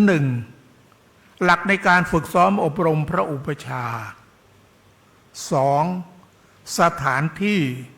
ที่อำนวยความสะดวกในการฝึกซ้อมอบรมพระอุปชฌาย์มี2อย่างที่ถือว่าเป็นสาระหรือเป็นหลักใหญ่ๆใน2อย่างนี้สำหรับหลักในการฝึกซ้อมอบรมหรือสอบความรู้พระอุปชฌาย์แบ่งออกเป็น2ภาคใหญ่ๆคือ1ภาควิชาการ2ภาคปฏิบัติการ2อย่างคือ1วิชาการกับ2ภาคปฏิบัติการเฉพาะหลักในการฝึกซ้อมอบรมพระอุปชฌาย์แบ่งออกเป็น2อย่างนี้สำหรับในภาควิชาการนั้นแบ่งออกเป็น3อย่างด้วยกันแบ่งออกเป็น3อย่างคือ1หน้าที่พระอุปชฌาย์ตามวินัยมุขเล่ม2หน้าที่พระอุปชฌาย์ตามกฎมหาเถรสมาคมฉบับที่17พศ2536ว่าด้วยการแต่งตั้งถอดถอนพระอุปชฌาย์และหน้าที่ที่3คือระเบียบมหาเถรสมาคมกำหนดวิธีปฏิบัติหน้าที่พระอุปชฌาย์2546 3ใช้หนังสือ3เล่มในการฝึกซ้อมอบรมพระอุปชฌาย์คือหน้าที่วินัยตามวินัยมุขเล่ม1เล่ม2กฎมหาเถรสมาคมฉบับที่17พศ2536และ3ระเบียบหน้าที่พระอุปชฌาย์ตามระเบียบมหาเถรสมาคมกำหนดวิธีปฏิบัติหน้าที่พระอุปชฌาย์2546สำหรับหน้าที่พระอุปชฌาย์ตามกฎมหาเถรสมาคมฉบับที่17พศ2536ว่าด้วยการแต่งตั้งถอดถอนพระอุปชฌาย์ก็ดีหน้าที่พระอุปชฌาย์ตามที่ปรากฏในระเบียบมหาเถรสมาคมว่าด้วยกำหนดวิธีปฏิบัติหน้าที่ของพระอุปชฌาย์ก็ดี2อย่างนี้หน้าที่ทั้ง2อย่างนี้ทางสมัชชามหาคณิสรณ์ได้จัดตารางในการถวายความรู้ไว้โดยละเอียดแล้วนะครับกฎมหาเถรสมาคมฉบับที่17กับระเบียบมหาเถรสมาคมกำหนดวิธีปฏิบัติหน้าที่ของพระอุปชฌาย์เนี่ยเขาจัดตารางที่จะถวายความรู้แด่ท่านพระสังฆาธิการที่เข้าฝึกซ้อมอบรมเอาไว้ชัดเจนแล้วสำหรับหน้าที่อันที่1นั้นคือหน้าที่ของพระอุปชฌาย์ตามที่ปรากฏในวินัยมุขเล่ม2ไม่ได้จัดตารางฝึกซ้อมอบรมไว้ผมก็จะถือโอกาสนี้นะพูดถึงหรือถวายความรู้เกี่ยวกับหน้าที่พระอุปชฌาย์ในส่วนที่อยู่ในวินัยมุขเล่ม2นี้เพราะหน้าที่พระอุปชฌาย์ส่วนนี้เป็นหน้าที่ที่จะผูกพันเกี่ยวข้องคล้ายๆเป็นสายใหญ่เป็นหน้าที่ที่เป็นสายใหญ่ที่จะรวบรัดมัดใจพระอุปชฌาย์กับสัตถิวิหาริกเนี่ยให้สมัครสมานสามัคคีเป็นน้ำหนึ่งใจเดียวกันให้เกิดความเคารพนับถือซึ่งกันและกันหน้าที่ตรงนี้มันเป็นหน้าที่ที่ ทำให้พระอุปชฌาย์กับสัตธิวิหาริกเนี่ยเหมือนพ่อกับลูกผูกพันกันอย่างนั้นรู้ข่าวว่าพระอุปชฌาย์เจ็บไข้ได้ป่วยที่ไหนสัตธิวิหาริกที่มีความกตัญญูกตเวทีก็จะเดินทางไปเยี่ยมเยียนพระอุปชฌาย์นะครับแม้ในเวลาเข้าพรรษาเนี่ยพระพุทธเจ้ายังทรงพระราชทานให้ทำสัตตาหกรณียะไปดูแลพระอุปชฌาย์ได้แสดงว่ามีความสำคัญมากตำแหน่งหน้าที่ของพระอุปชฌาย์กับหน้าที่ของสัตธิวิหาริกที่จะพึงปฏิบัติต่อกันหน้าที่ของพระอุปชฌาย์ที่จะต้องทำแก่สัตธิวิหาริกนั้นเรียกว่าสัตธิวิหาริกวัตรมีอยู่4ข้อด้วยกันคือ 1. ให้การศึกษาแก่สัตธิวิหาริก 2. สงเคราะห์สัตธิวิหาริกด้วยสมณบริขาร 3. ป้องกันความเสื่อมเสีย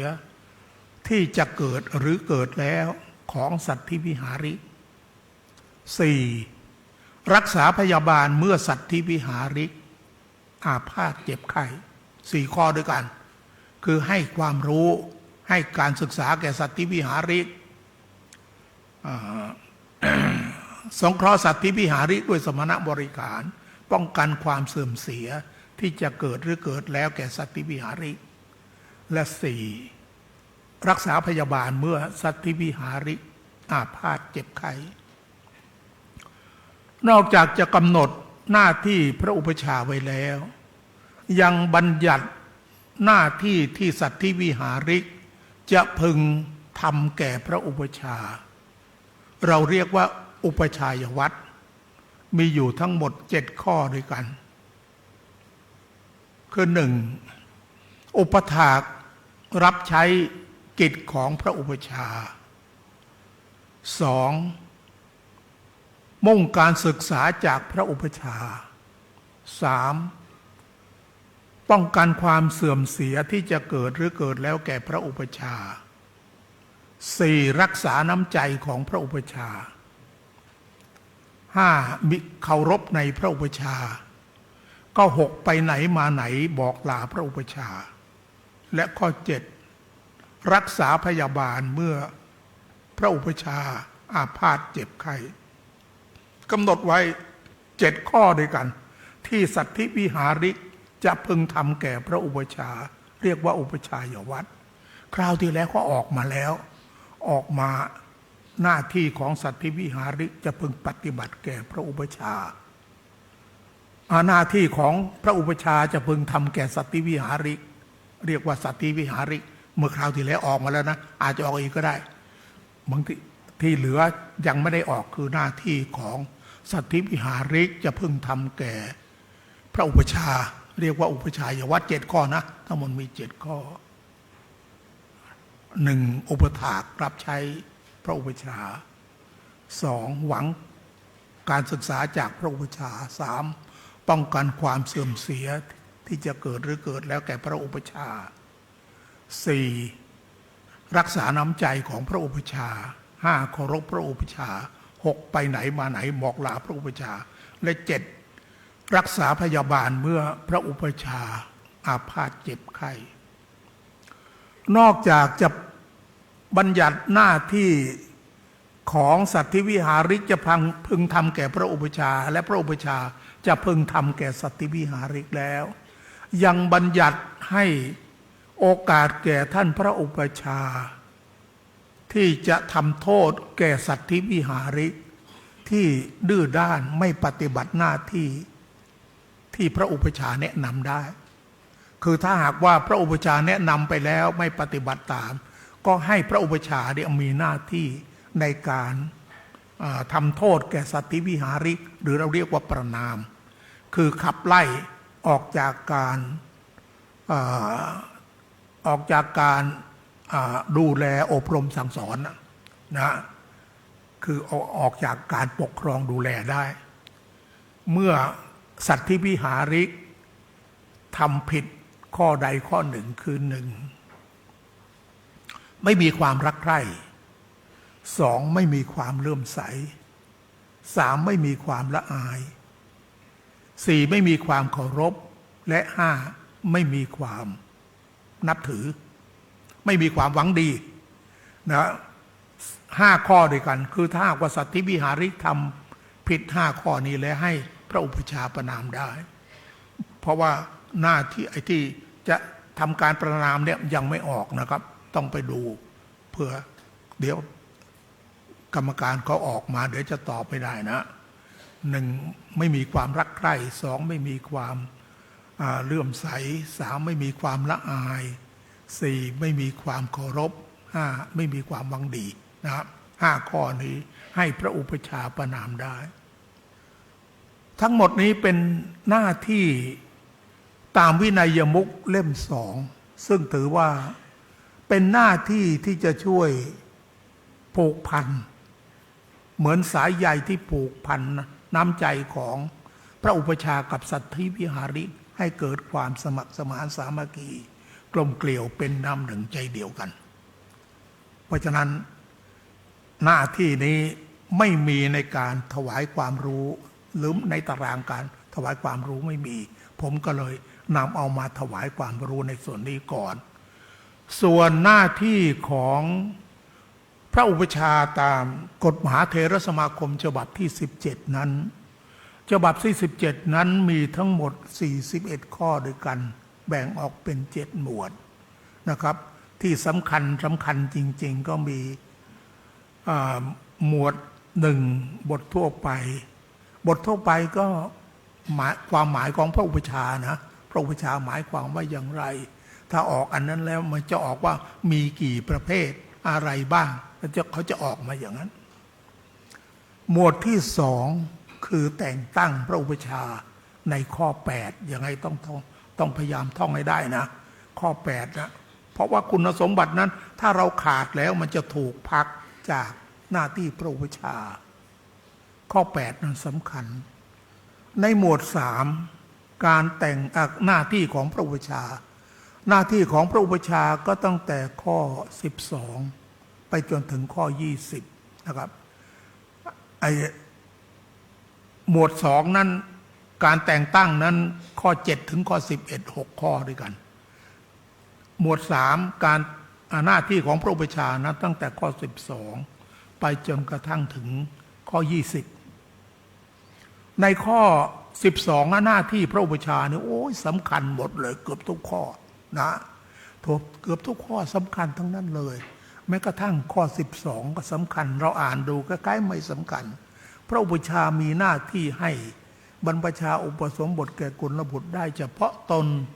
และเฉพาะภายในเขตที่บัญญัติไว้ในหมวด4คล้ายๆกับว่ากล่าวลอยๆเฉยๆแต่ที่จริงแล้วสำคัญนะเพราะว่ามันเป็นกฎมหาเถรสมาคมที่เขาบังคับเอาไว้บังคับไว้ว่าพระสังฆาธิการเนี่ยทุกระดับจะเป็นชั้นไหนก็ตามจะทำหน้าที่ให้การบรรพชาอุปสมบทเนี่ยต้องทำเองห้ามไม่ให้ใครไปปฏิบัติหน้าที่แทนห้ามไม่ให้คนที่ไม่ได้เป็นพระอุปชฌาย์นะไปปฏิบัติหน้าที่ต้องทำเองเท่านั้นบังคับไว้เลย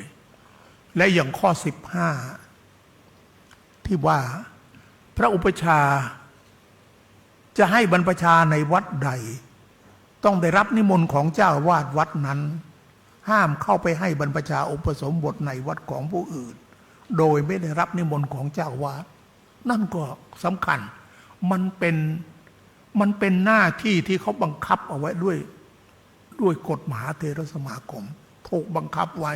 จะเป็นชั้นไหนก็ตามจะไปบวชในวัดของคนอื่นจะไปคิดว่าเราเป็นเจ้าคณะอำเภอเป็นเจ้าคณะจังหวัดเป็นเจ้าคณะภาคจะไปนั่งอุปชฌาย์ในวัดไหนไม่บอกเจ้าวาดไม่ได้ต้องบอกต้องมีหนังสือขออนุญาตของเจ้าวาดนะครับเขาบังคับเอาไว้เพราะฉะนั้นใน2 ข้อนี้ถือว่าเป็นข้อที่เขาบังคับไว้ด้วยกฎมหาเถรสมาคมนอกนั้นก็ เป็นข้อ13ซึ่งเป็นคุณสมบัติของคนที่ควรให้บวชเราดูคุณสมบัติของคนที่ควรให้บวชไปดูข้อ8เลยนะอย่าให้มันปนกันคือให้มันแยกกันออกนะข้อ8นั้นคุณสมบัติของพระอุปชฌาย์ข้อ13นี่คุณสมบัติของคนที่ควรให้บวชข้อ14ก็สำคัญเพราะว่าเป็นกฎที่เขาห้ามเอาไว้ห้ามงดเว้นการให้บรรพชาอุปสมบทให้งดเว้นเลยนะให้ไม่ให้ทำเลยเพราะอะไรเพราะว่าถ้าเราทำความผิดในข้อ14แล้วเราจะถูกถอดถอนจากตำแหน่งพระอุปชฌาย์ในข้อ34ในข้อ34คือมันจะมีความผิดตามข้อ34คือหลักการละเมิดจริยานะมันมีความผิดมาตามลำดับแต่ว่าข้อที่เขากำหนดเอาไว้จริงๆนะอยู่ในข้อ34ที่ว่าการถอดถอนจากตำแหน่งหน้าที่พระอุปชฌาย์นั้นจะกระทำได้ต่อเมื่อพระอุปชฌาย์ละเมิดจริยาโดยจงใจให้การบรรพชาอุปสมบทแก่คนต้องห้ามตามความในข้อ14คือไปบวชคนทั้ง7จำพวกในข้อ14นะจะถูกถอดถอนเพราะฉะนั้นมันสำคัญเราก็ต้องงดเว้นให้ได้นะอย่าไปบวชนะเดี๋ยวอย่างนั้นเขาถูกถอดถอนมาจะเสียหายนะครับนี่เป็นหมวดที่สำคัญและอีกสำคัญอีกอันหนึ่งก็คือในจริยาพระอุปชฌาย์ในหมวด6นะครับข้อ28 29 30 31นั่นก็สำคัญนะครับสำคัญเพราะว่ามันเป็นวิธีปฏิบัติของพระอุปชฌาย์ถ้าปฏิบัติได้ตามนั้นแล้วจะไม่มีโทษนอกนั้นก็อันที่3ก็เป็นระเบียบมหาเถรสมาคมกำหนดวิธีปฏิบัติหน้าที่ของพระอุปชฌาย์ระเบียบมหาเถรสมาคมนั้นมีอยู่10ข้อด้วยกันคือหมวด1มี4หมวด1การทำใบสมัครและใบบรรพชาใบสมัครและใบรับรองผู้จะบรรพชาอุปสมบทคือข้อ4ข้อ5การออกหนังสือให้แก่สัตว์ที่วิหาริกอยู่ในข้อ6นะหมวด2และหมวด3การทำทะเบียนสัตว์ที่วิหาริกนะอยู่ในหมวดที่4แล้วก็หมวดสุดท้ายคือการส่งบัญชีสัตว์ที่วิหาริกการทำทะเบียนอยู่ในหมวด3อันนั้นมันเป็นระเบียบมหาเถรสมาคมกำหนดวิธีปฏิบัติหน้าที่ของพระอุปชฌาย์ไว้ส่วนในภาคที่2คือภาคใหญ่นั้นคืออันที่2นั้นคือภาคปฏิบัตินั้นก็จะทำการสอบในวันพรุ่งนี้ตอนบ่ายๆทั้งหน้าที่เจ้านาคหน้าที่พระกรรมวาจาจารย์หน้าที่ของพระอุปชฌาย์สำคัญนะครับต้องได้ทั้ง3หน้าที่นะครับได้ทั้ง3หน้าที่ต้องทำหน้าที่ทั้ง3นี่ให้ได้เขาถึงจะให้ผ่านถ้าหากว่าไม่ผ่านเขาก็จะให้สอบไปอีก2ครั้งนะครับถ้าอีก2ครั้งยังไม่ผ่านเขาถือว่าตกเนื้อถ้าสอบครั้งที่2ที่เขาบังคับให้สอบเนี่ยครั้งที่2แล้วไม่ได้นะคือครั้งแรกนี่สอบครั้ง1แล้วถ้าผ่านก็ผ่านถ้าไม่ผ่านก็ให้กรอบไปครั้งที่2ถ้าครั้งที่2ไม่ผ่านถ้าเราไปสอบครั้งที่3ถ้าไม่ได้ก็ถือว่าตกแล้วต่อไปก็จะงดไม่ให้มา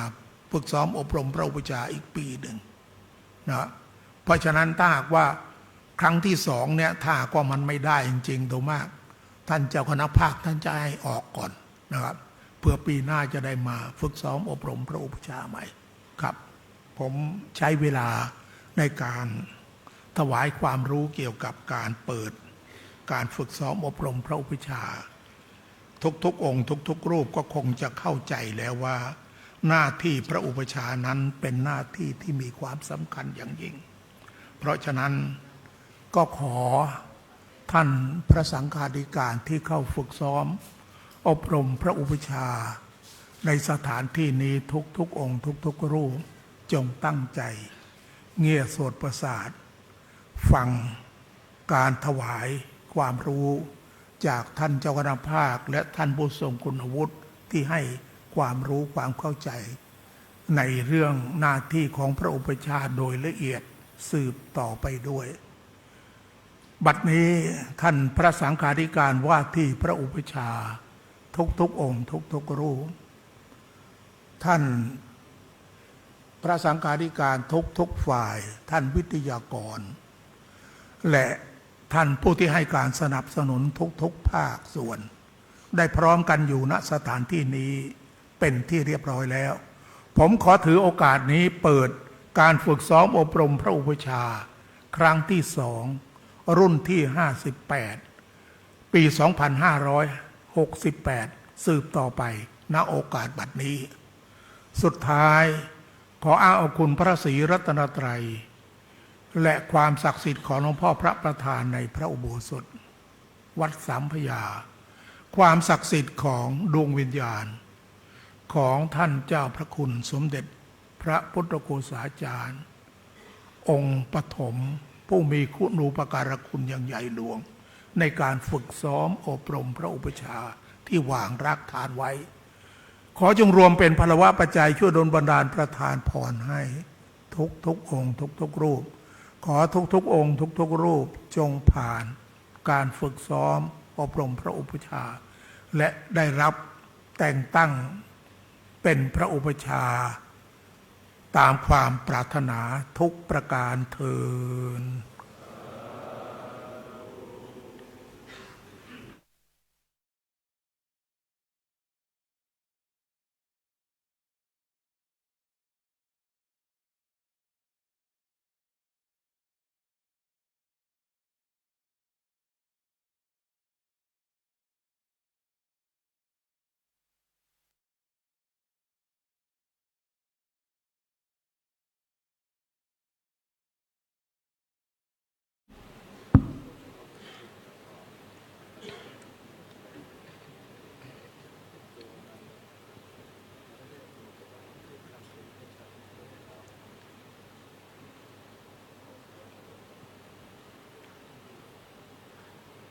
ในนาม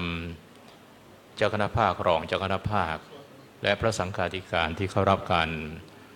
ฝึกซ้อมอบรมหรือสอบความรู้ประชารุ่นที่58ครั้งที่2ประจำปี2568ทุกรูปขอกราบขอบพระคุณเจ้าพระคุณสมเด็จพระพุทธาจารย์เจ้าคณะใหญ่หนตะวันออกประธานสมัชชามหาคณิตศรที่ได้เมตตาประกอบพิธีเปิดประชุมและให้โอวาทซึ่งโอวาทที่หลวงพ่อสมเด็จท่านให้นั้นก็ส่วนหนึ่ง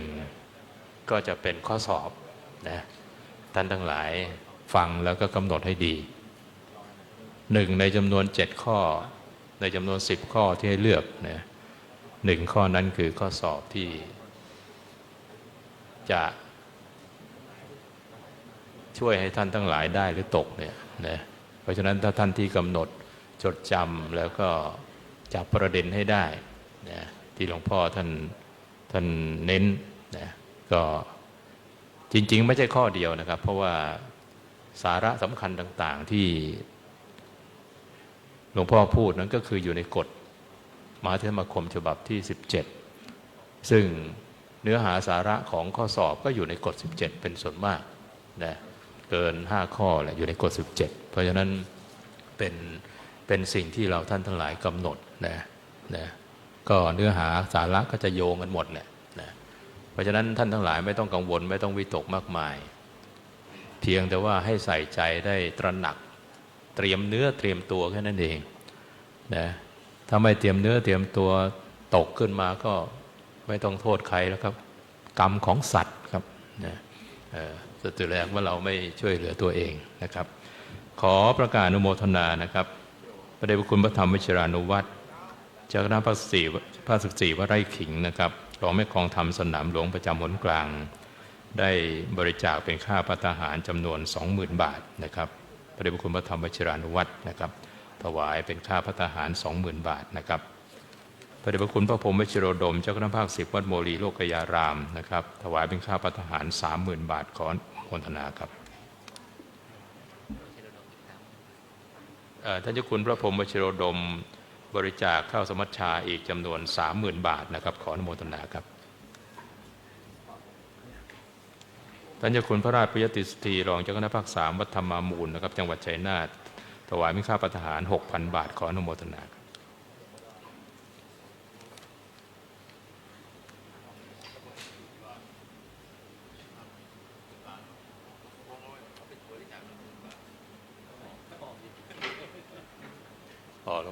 พระเดชพระคุณพระพรหมกวีนะครับเจ้าคณะภาค3นะครับกรรมการมหาสมาคมวัดกัลยาณมิตรเนี่ยบริจาค 10,000 บาทนะครับครับบริจาค 10,000 บาทขออนุโมทนาครับในชั่วโมงถัดไปก็ถือว่าเป็นชั่วโมงสำคัญก็คือชั่วโมงปฐมนิเทศนะปฐมนิเทศก็คือจุดเริ่มต้นของการที่เราจะทำการฝึกซ้อมอบรมเป็นการถวายข้อมูลเบื้องต้น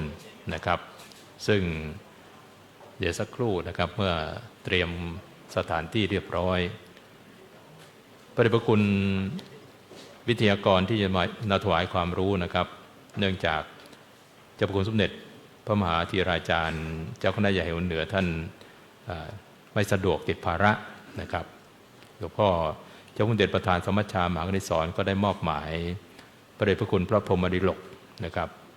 เจ้าวาดสัมพยากรรมการมหาสมาคมนะครับจะได้มาทำพิธีปฐมนิเทศซึ่งวัดสัมพยานั้นเป็นสถานที่ที่อำนวยความสะดวกในการฝึกซ้อมอบรมสอบความรู้วิชามาตั้งแต่แรกนะถ้าเอาแค่ตามรุ่นก็58รุ่นนะ58รุ่นเข้ารุ่นนี้แล้วซึ่งได้รับเมตตาจากตั้งแต่หลวงพ่อเจ้าคุณสมเด็จพระพุทธโฆษาจารย์นะครับได้ผู้วางรากฐานของการฝึกซ้อมอบรมสอบความรู้วิชาเมื่อมาถึงยุคของพระเดชพระคุณพระพรหมดิลกก็ได้สนองงานคณะสงฆ์อำนวยความสะดวกเป็นลำดับมาพระเดชพระคุณได้ยุ่งเกี่ยวกับงานพระวิชามาเป็นเวลายาวนานนะครับเพราะฉะนั้นเรื่องข้อมูลความเป็นไปของการฝึกซ้อมอบรมสอบความรู้วิชานั้นก็ต้องบอกว่าพระเดชพระคุณนั้นมีความรู้มีเข้าใจอย่างดีทั้งบริบททั้งอะไรต่างๆครับบัดนี้ได้เวลาสมควรขอกราบพัฒนาพระเดชพระคุณพระพรหมดิลกเจ้าวาดวัดสัมพยากรรมการมหาสมาคมนะครับได้เมตตาปฐมนิเทศถวายความรู้แก่พระสังฆาธิการที่เข้ารับการฝึกซ้อมอบรมสอบความรู้วิชารุ่นที่58ครั้งที่2ประจำปี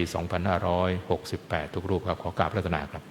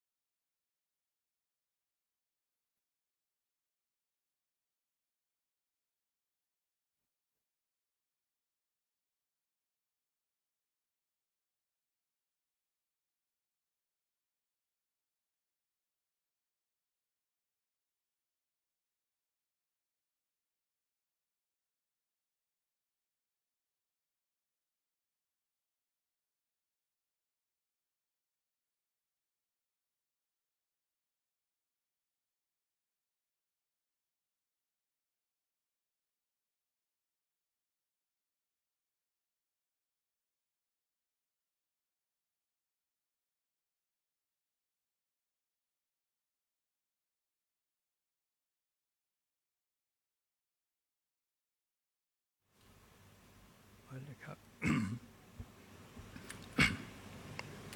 นิมนต์เลยครับ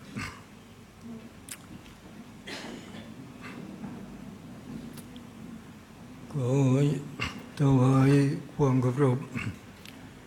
พระเดชพระคุณเจ้าพระคุณท่านเดชพระพุทธเจ้าประธานมหากนิสนกรรมการมหาเถรสมาคมเจ้าคณะใหญ่วงกลางเจ้าอาวาสวัดไตรมิตรวิทยารามที่เคารพอย่างยิ่งและขอสวัสดีกับเจ้าคณะประธานกติการทุกรูปที่จะได้เป็นพระบูชาในโอกาสต่อไปซึ่งในวันนี้ผมได้รับเมตตาจากเจ้าพระคุณสมเด็จพระพุทธเจ้าประธานมหากนิสนได้มอบภาระหน้าที่ในการประถมนิเทศถวายแก่พระสังฆาธิการทุกรูปที่กำลังจะเป็นพระอุปชาตามเป็นจริงแล้วการกล่าวประถมนิเทศนี้ก็เป็นของเจ้าคณะใหญ่โหนเหนือซึ่งพระเดชพระคุณมีภาระจำเป็นไม่สามารถที่จะมาประถมนิเทศถวายท่านได้มีแต่องค์สุดท้ายเจ้าคณะใหญ่องค์กลางที่ท่านจะได้กล่าวปัจฉิมนิเทศในการปิดการอบรมซึ่งท่านได้มานั่งอยู่ด้วยเพราะฉะนั้นในการประถมนิเทศตามที่พิธีกรได้กล่าวว่าเป็นการแสดงในส่วนเบื้องต้นของการที่จะอบรมถวายความรู้เพื่อความเป็นอุปชาของท่านทั้งหลายซึ่งท่านทั้งหลายก็ได้รับฟัง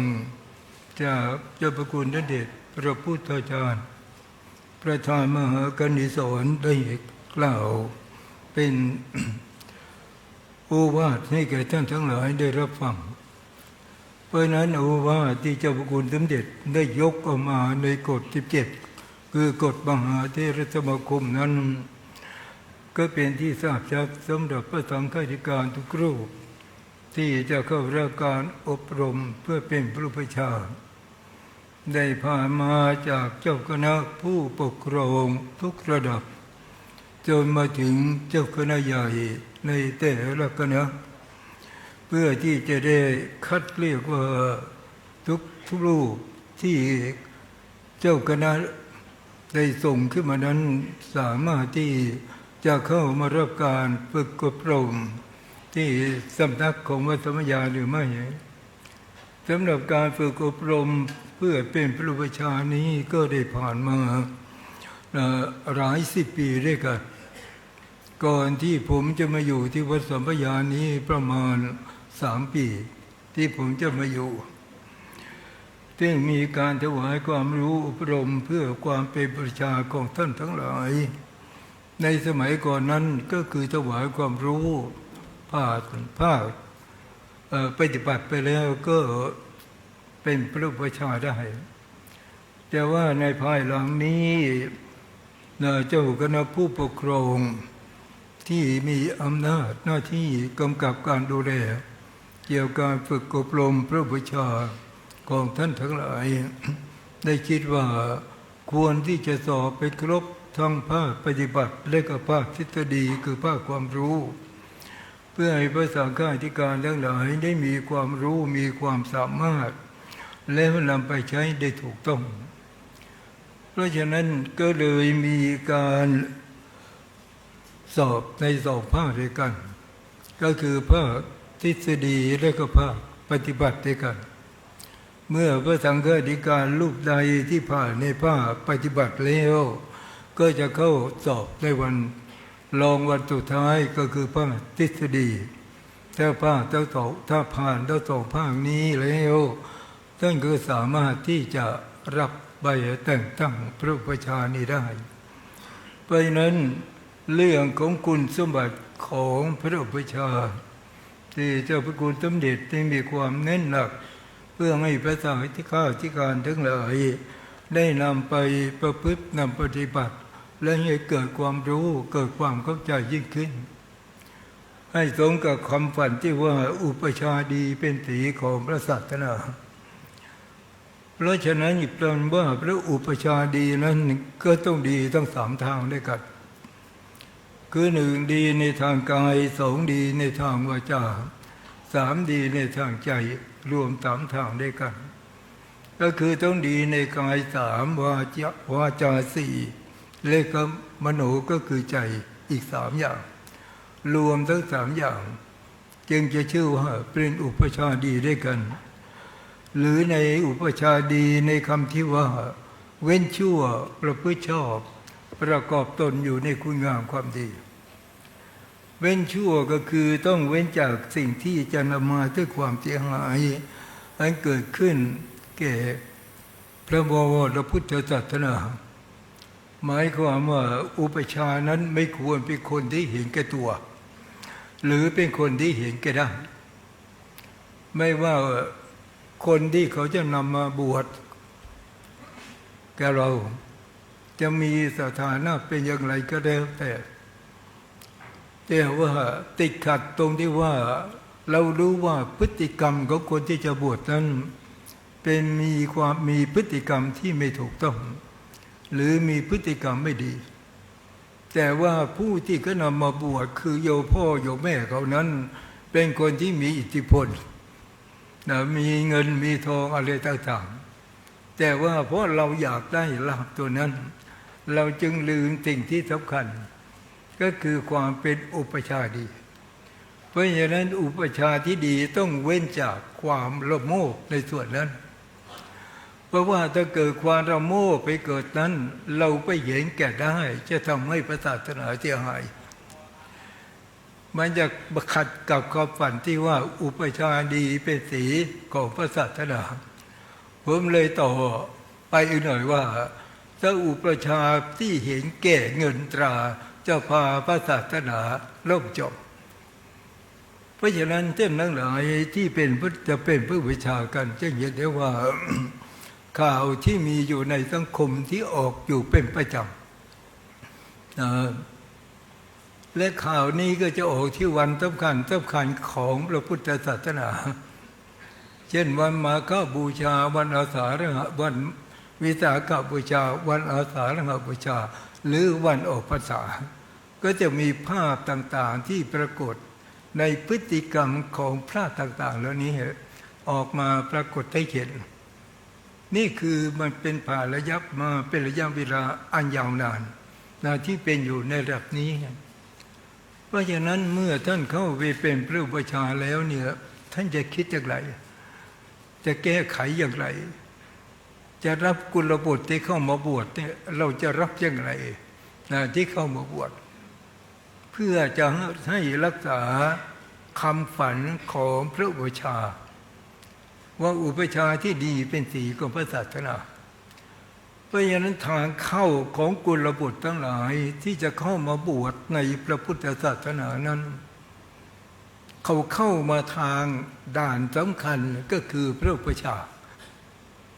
เพราะฉะนั้นต้องถือว่าพระอุปชฌาย์เนี่ยเป็นด่านที่มีความสำคัญไปอย่างยิ่ง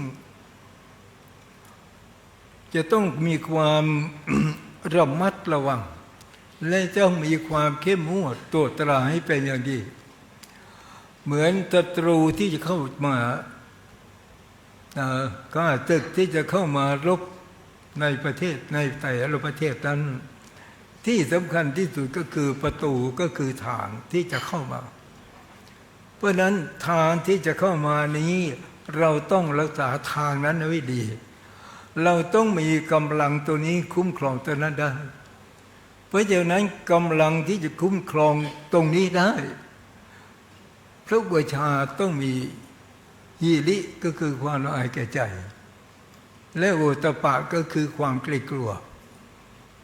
ต่อพฤติกรรมที่เราไม่มีความละอายแก่ใจและเราไม่มีความเกรงกลัวตรงนี้เราเป็นอุปชฌาย์ที่เห็นแก่ได้นี้ความเสียหายมันจะเกิดขึ้นแก่พระพุทธศาสนาอย่างไรมากน้อยเพียงไรเพราะนั้นเราทั้งหลายก็เห็นจะแล้วว่ายุคของสังคมในยุคปัจจุบันนี้ข่าวสารอะไรต่างๆมันออกได้เร็วเหลือเกินและข่าวดีก็ไม่ค่อยจะออกอย่างการอบรมพระอุปชฌาย์ที่นี่ที่เจ้าคุณสมเด็จพระพุทธเจ้าประธานมหาคณิสร ที่เราจัดการอบรมอุปชาการเพื่ออุปชาเป็นพระอุปชาที่ดีจะได้เป็นศาสนาต่อไปถามว่าหนังสือพิมพ์หรือข่าวทั้งหลายเคยเอาข่าวเรื่องนี้ไปลงหรือไม่เขาไม่ได้มาเอาไปลงแล้วถ้าเขามาฟังโอวาทที่เจ้าพระคุณสมเด็จได้มุ่งเน้นหนักในเรื่องของความเป็นอุปชาของท่านตรงนี้นี่แหละถ้าเขาเอาไปแล้วเนี่ยเขาจะได้รู้ว่าการประชุมอบรมพระอุปชานั้นเราต้องการอุปชาที่ดีเพื่อไปสร้างกุลบุตรที่ดีให้เกิดขึ้นในพระบวรพุทธศาสนาเพราะนั้นความมุ่งหวังความปรารถนาของประธานคือเจ้าพระคุณสมเด็จท่านมีและเจ้าคณะทุกคณะมีความประสงค์อย่างนี้แต่ไม่ได้มุ่งหวังว่าเพียงแต่ตากว่าให้ท่านเป็นอุปชากันแล้วก็ไปบวชกุลบุตรกันตามแต่ว่าท่านทั้งหลายจะบวชกันอย่างไรก็ได้ไม่ใช่มุ่งอย่างนั้นเพราะนั้นท่านฟังจากโอวาทที่เจ้าพระคุณสมเด็จได้กล่าวเมื่อสักครู่นี้ท่านจะได้มีความรู้มีความเข้าใจเพราะฉะนั้นคุณสมบัติของอุปชาที่เจ้าพระคุณสมเด็จจะเน้นหนักในคุณสมบัติในข้อที่8ผู้ที่จะได้รับแต่งตั้งเป็นผู้อุปชาต้องมีคุณสมบัติใน8ข้อเดียวกันและที่สำคัญที่สุดที่ไม่ค่อยได้พูดและไม่ได้ค่อยขยายกันออกไปในคุณสมบัติในข้อหนึ่งก็คือในข้อที่ว่ามีภาษาพ้น10บางลูกก็มีภาษาพ้น10ก็อยากจะเป็นพระอุปชาแต่เขาก็มีข้อจำกัดขึ้นมาซึ่งองค์สมเด็จพระสัมมาสัมพุทธเจ้านี่สมัยก่อนพระเดวตะน้องพระสารีบุตรเองก็เป็นอุปชาก็บวชพระกันก็บวชบ้างต่อมาจึงมีข้อระงับตรงนี้ขึ้นมาว่าถึงแม้จะเป็นมีพรรษาถึง10แล้วแต่ที่สำคัญที่สุดก็คือต้องมีความรู้มีความสามารถที่สามารถที่จะทำสังฆกรรมคือการอุปสมบทและบัญชาอุปสมบทนี้ให้สำเร็จประโยชน์ได้ถ้าไม่มีความรู้ไม่มีความสามารถถึงจะมีพรรษาเกิน10ก็เป็นไม่ได้นะเป็นไม่ได้เพราะนั้นเราเน้นหนักในเรื่องของคุณภาพหรือในเรื่องคุณวุฒิหรือในเรื่องคุณงามความดีของผู้ที่เป็นอุปชาจึงได้เลือกพระอุปชาและก็กำหนดหน้าที่ของอุปชาว่ามีหน้าที่อะไรเมื่อท่านได้เป็นพระอุปชากันแล้วจะได้ทำประโยชน์อะไรที่เกิดขึ้นแก่พระบวรพุทธศาสนาเพราะฉะนั้นความสำคัญของอุปชาที่ผมได้กล่าวว่าเหมือนเราเป็นด่านหน้าของพระพุทธศาสนาเป็นตัวบุคคลที่จะคัดเลือกบุคคลทั้งหลายที่จะเข้ามาในพระบวรพุทธศาสนาของเราเพราะฉะนั้นอุปชาได้แหละก็คือเป็นผู้ที่มีความสำคัญไปอย่างยิ่งเพราะฉะนั้นท่านต้องมองให้เห็นความสำคัญของตัวเองว่าความเกิดขึ้นหรือความเจริญรุ่งเรืองของพระพุทธศาสนามันจะเกิดขึ้นด้วยก็ตอนอาศัยที่เราคัดเลือกกุลบุตรที่มีคุณภาพที่มีความรู้ดีมีการปฏิบัติดีมีความสมบูรณ์ทุกอย่างเข้ามาเป็นพระอุปชาและมีอีกข้อนี้จะว่าอุปชาต้องเป็นผู้มีสุขภาพร่างกายไม่ทุพพลภาพสมัยก่อนนี้เจ้าพระคุณสมเด็จมหาธีรจารย์อดีตเจ้าคณะภาค15หลวงพี่พระพรหมเวทีเสนออุปชาแต่ว่าพิการท่านเดินต้องใช้ไม้เท้าช่วยถึงเดินได้ขอเข้ามาแต่ว่าท่านเป็นพระที่มีชื่อเสียงมีญาติโยมทั้งหลายเคารพนับถือมากก็เลยอยากจะได้รูปนี้เป็นอุปชาเจ้าประคุณสมเด็จได้พาตัวมาที่วัดเจ้าหน้าสงครามแล้วก็ให้ท่านเดินโดยที่ไม่มีไม้เท้าที่จะช่วยท่านเดินไม่ได้ก็เลยบอกว่าไม่ได้ไม่ให้เหมือนสมัยที่หลวงพ่อเจ้าประคุณสมเด็จพระพุทธโฆษาจารย์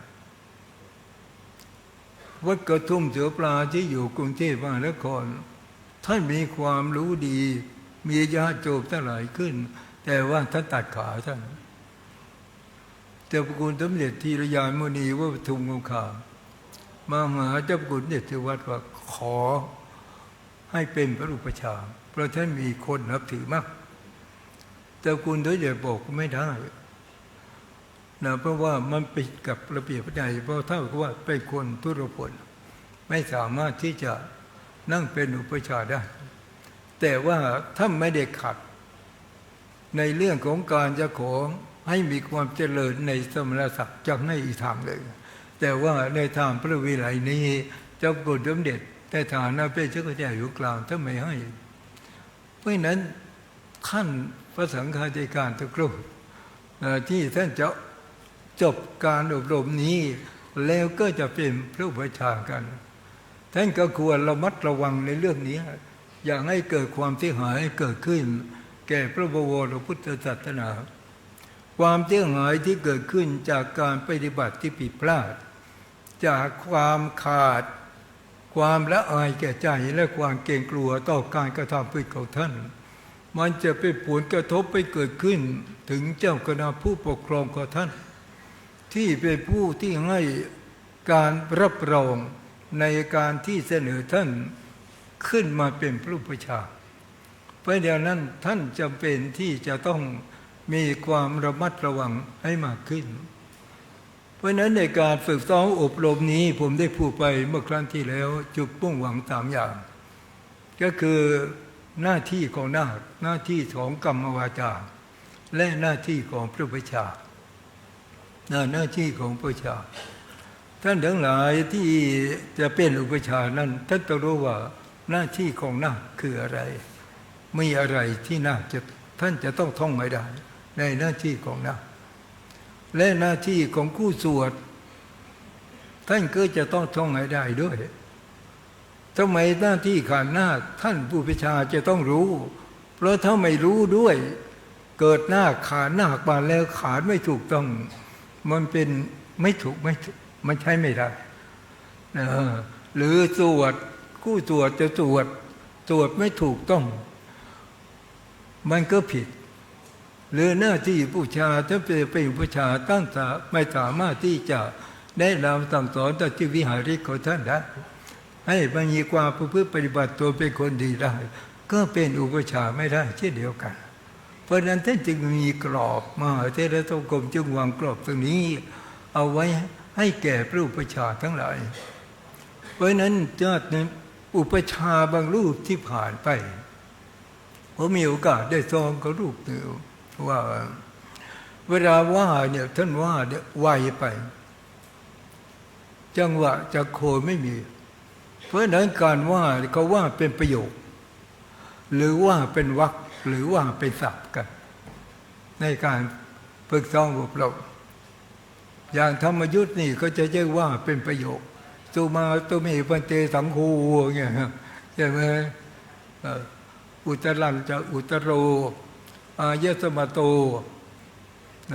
เตตาสุวรรณนัสสะอุปถัมปทาเปโขนี่เขาเรียกว่าเป็นวรรคหรือว่าเป็นคำอาหังอุตรังอุปสัมปาทายังไปนะนี่ก็ว่าเป็นตัวคำเป็นคำออกมาเพราะนั้นในรัฐศาสตร์ก็ว่าเขาว่าอยู่3อย่างด้วยกันไม่ใช่ว่าติดไปเลยปุ๊บไปเงี้ยเขาว่ามาต้องเปลี่ยนตั้งนะโมพวกท่านทั้งหลายก็ตั้งนะโมเป็นตั้งนะโมให้เป็นเหมือนกับท่าน ขัดหนังสือสวดมนต์ขัดหมดอย่างเรื่องขัดสรัชชังสเตนังตะพันธุนวลินทังเนี่ยพวกท่านขัดก็ได้ขัดได้แต่ขัดไม่เป็นขัดได้แต่ขัดไม่เป็นคือถ้ามาไปเนี่ยสรัชชังสเตนังตะพันธุนวลินทังปริตานุภาโวตตาระโกตูเตแล้วก็ตะเกกาเมจรูเปกิลิสิกลตเตจันตริเขวิมานีท่านขัดไปเลยถามว่าเนี่ยขัดได้แต่ถามว่าขัดเป็นมันไม่เป็นขัดไม่เป็นเพราะว่าในการขัดตรงนี้วิธีการเก่า อย่างสุรัชชางเสเสนังสุพันธุงนรินทัง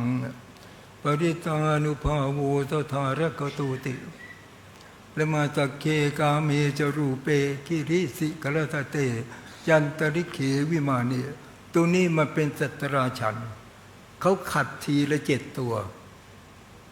หยุดทีละ7เป็นฉัน21เพราะนั้นถ้าไปขัดก็ต้องขัดเพราะฉะนั้นในการเข้ามาฝึกซ้อมอบรมฝึกก็คือให้เกิดความชำนาญที่ขึ้นให้ท่านมีความชำนาญยิ่งขึ้นซ้อมก็คือซ้อมที่ท่านฝึกมันตรงนี้มันถูกไหมหรือไม่ถูกมันเป็นยังไงท่านใช้ว่าฝึกกับซ้อมอบก็คือให้มันมีกลิ่นหอมที่เกิดขึ้นโอ้ยอุปชามาอบรมที่วัดสมญานี้ได้ของดีก็ไปมันหอมลมก็คือลมให้มันติดเหมือนกับลมบาดแล้วลมบาดเพื่อให้ทำให้เมื่อติดก็มีสีดำที่สมัยก่อนใช่ไหมแต่ว่าสมัยนี้ปัจจุบันนี้เขาใช้สแตนเลสไม่ต้องไปลมแล้วนะไม่มีสนิมแล้วเพราะนั้นถ้ามาที่นี่แล้วท่านก็จะต้องทำให้มันถูกต้องเอาของดีที่กลับไปบ้านของท่านไปวัดของท่านนะหรือท่านบอกว่าบินทิยาโลภโพจังลังดิสายะปปจาตัตเตเจ้าวชิโยมุสาหูกรณีอยู่ท่านว่าไปเรื่อยว่าได้ใจถามว่ามันถูกไหมเขามีวรรคอยู่เพราะนั้นเวลาว่าไปแล้วเนี่ยมันควรที่จะมีทำนองตรงนี้เองให้เขาได้ให้ญาติโยมท่านใดได้ฟังไม่ใช่ว่าเราจะรีบว่าอนุศาสตร์นี้เพื่อจะไปหางานใหม่ไปหางานใหม่จะรีบไปเพราะว่าเวลานี้ไม่ค่อยนานผมเขาเล่าให้ผมฟังมีผู้ชายพวกท่านอย่าไปเอานะว่าอุปชานี่บวชรับนาคไปหลายนาคในเวลาเช้าพอถึงนาคนี้ก็เอาแค่บวชนี้ไปก่อนบอกเอาแค่นี้ไปก่อนเดี๋ยวจะมาตอนบ่ายเดี๋ยวมาบวชจะติกันในตอนบ่ายไปนี่ก็เหมือนกันนี่ไปบวชหน้าสุดท้ายบวชครบก่อนเพลพอหลังจากเพียรแล้วก็มาเริ่มมาบวชตรงนี้ญาติโยมทั้งหลายก็คิดทำไมเราก็บวชเราก็ต้องการที่จะฉลองพระเราเหมือนกันแต่ทำไมไม่ให้เราฉลองแค่นี้ล่ะและท่านทำไมจะรีบไปไหนทำไมท่านรับงานมากมันก็เกิดทำให้ศรัทธาที่มีอยู่เนี่ยมันหายไปเพราะฉะนั้นเราได้เอาเฉพาะแค่พอได้อย่าไปหวังอะไรมามากเกินไปนะไม่จะเกิดผลเสียหายให้เกิดขึ้นและการบวชไวๆอย่างนั้นนะไม่ใช่ว่ามันจะถูกต้องไปตลอดและอุปชาที่เห็นแก่ได้คือกุลบุตรที่เข้ามาบวชท่องขานนาคไปได้แต่ว่าอุปชาก็บวชให้ว่าสอนไปจนจบสอนไปจนจบผมอ่านหนังสือของหลวงเตี่ยท่านมาบรรยายที่นี้ว่าเจ้าพระคุณสมเด็จพระสังฆราชสกลมหาสังฆปรินายกวัดโพโยมพาลูกมาบวชเจ้าพระคุณสมเด็จก็เมตตาสอนให้จงบวชเนรได้จบแล้วพอจะบวชพระถ้าบอกว่าท่องให้พระองค์ตรัสว่าท่องให้ได้ก่อนแล้วเดี๋ยวจะกลับมาบวชตั้งแต่นั้นที่วัดโพไม่มีเรื่องแบบนี้ที่เกิดขึ้นเลยพระพี่เลี้ยงที่คอยดูแลเกี่ยวกับกุลบุตรบวชนี่จะต้องดูแลให้กุลบุตรจะบวชเนี่ยท่องได้ให้หมดท่องได้ให้ครบทุกอย่างถึงจะเข้ามาบวชเพราะฉะนั้นท่านก็ต้องระมัดระวังอย่างนี้อย่าให้เขาพูดได้ว่าไม่มีปัญหาอะไรหรอกแล้วเราประชาถวายปัจจัยได้แล้วก็เสร็จเรียบร้อยจะไปยังไงก็ได้ไม่ต้องไปท่องหรอกใช้ในหลวงท่องอย่างเดียวก็ใช้ได้มีในหลวงถวายอย่างเดียวท่องให้เพราะนั้นถ้าท่านเป็นอย่างนี้แล้วมันจะทำให้วงการของคณะสงฆ์เราเนี่ยมันจะตกอับขึ้นก็ควรที่จะละเว้นไอ้ตัวนี้เถอะนะก็ ก็คือเว้นไม่ดีทั้งหลายและก็คือมาประพฤติชอบคือทำตัวอยู่ในกรอบของสิ่งที่ดีที่งามของความเป็นพระอุปชาที่ดีตามคุณสมบัติที่มีอยู่นะมีอยู่ในกฎมหาเถรสมาคมหรือตามที่เจ้าพระคุณสมเด็จท่านประทานโอวาทให้เราก็รับในส่วนที่ดีตรงนั้นเอาไปประพฤติปฏิบัติเมื่อเราสามารถทำได้อย่างนี้แล้วประโยชน์แต่สูงสุดก็จะเกิดขึ้นแก่พระพุทธศาสนาและที่สำคัญที่สุดก็ชื่อเสียงของอุปชาที่ปฏิบัติตามพระธรรมวินัยก็จะเป็นที่แผ่กระจรไปในที่ทุกคนทุกแห่งแต่ถ้าว่าเราไปปฏิบัติในด้านตรงกันข้ามปัญหาต่างๆมันก็จะเกิดขึ้นเพราะฉะนั้นมาฝึกซ้อมอบรมอุปชาในตอนนี้เพื่อได้ต้นแบบของการปฏิบัติแต่ไม่ได้เป็นต้นฉบับในการปฏิบัติของการปฏิบัติเพียงเป็นต้นแบบมารับเอาแบบที่มีอยู่ตรงนี้แล้วนำไปใช้เขาตัวเองมันไม่เหมือนกับต้นฉบับของพระไตรปิฎกเรามีต้นฉบับในต้นฉบับในพระไตรปิฎกนี้เราเปลี่ยนแปลงไม่ได้เราเปลี่ยนแปลงไม่ได้หรือในส่วนกฎหมายรัฐธรรมนูญก็เป็นกฎหมายที่เราเปลี่ยนแปลงไม่ได้แต่ว่ารัฐธรรมนูญในเมืองไทยเราก็เปลี่ยนแปลงไปเรื่อยมีอยู่ในหลายวาระด้วยกันแต่สิ่งที่สำคัญที่สุดคือพระธรรมวินัยขององค์สมเด็จพระสัมมาสัมพุทธเจ้าที่ทรงบัญญัติแล้วก็ยังไม่มีใครเลยที่จะเปลี่ยนแปลงในพระธรรมวินัยของพระพุทธองค์ถึงแม้ว่าก่อนปณิธิพานพระองค์ตรัสว่าภาษาวกรูปใดเห็นต้องควรว่าพระธรรมวินัยที่พระองค์ทรงบัญญัติไปแล้วนี้มันไม่เหมาะแก่การแล้วเวลาแล้วในสถานที่ต่างๆก็สามารถจะถอนตัวนี้ขึ้นมาได้ถอนออกแต่ก็ยังไม่มีพระมหาเถระรูปใดที่จะกล้าถอนขนาดพระอรหันต์ยังไม่กล้าถอนและเราจะไปกล้าถอนได้ยังไงไม่เพราะนั้นพระวินัยจริงยั่งยืนมาจนกระทั่งถึงอยู่ในปัจจุบันนี้ที่เรายึดว่าเป็นหลักสำคัญในทางพระพุทธศาสนาถ้าพระสงฆ์เราทั้งหมดมีความมุ่งมั่นยึดมั่นในหลักของพระธรรมวินัยเอามาเป็นเครื่องปฏิบัติคือเอาพระธรรมมาเป็นเครื่องปกครองใจเอาพระวินัยมาเป็นเครื่องปกครองตัวเราใช้ทั้งสองอย่างที่คู่กันหลักใจเราใช้ธรรมะหลักกายเราใช้พระวินัยเอามาควบคุมกายควบคุมใจของเราก็จะทำให้เราเป็นพระประชาที่มีศีรษะในพระบวรพุทธศาสนาขมกับดับฝันที่ท่านได้กล่าวมาไว้ข้างต้นเพราะฉะนั้นอุปชาทุกรูปใน200 กว่ารูปด้วยกันที่เข้ารับการอบรมท่านทุกรูปได้รับการอบรมแนะนำต่างต่อมาและสิ่งที่สำคัญที่สุดก็คือท่านได้รู้จารีตประเพณีจากพระอุปชาของท่านมาว่าอุปชาของเรามีความประพฤติมีความปฏิบัติเป็นอย่างไรเพราะนั้นเราก็เช่นเดียวกันเราก็ต้องมีความประพฤติมีความปฏิบัติเช่นเดียวกันเพื่อรักษาสิ่งที่ดีที่งามของพระอุปชาของเราเอาไว้เป็นการประกาศสิ่งดีที่งามของอุปชาของตนเองและจะทำให้สิ่งทั้งหลายนี้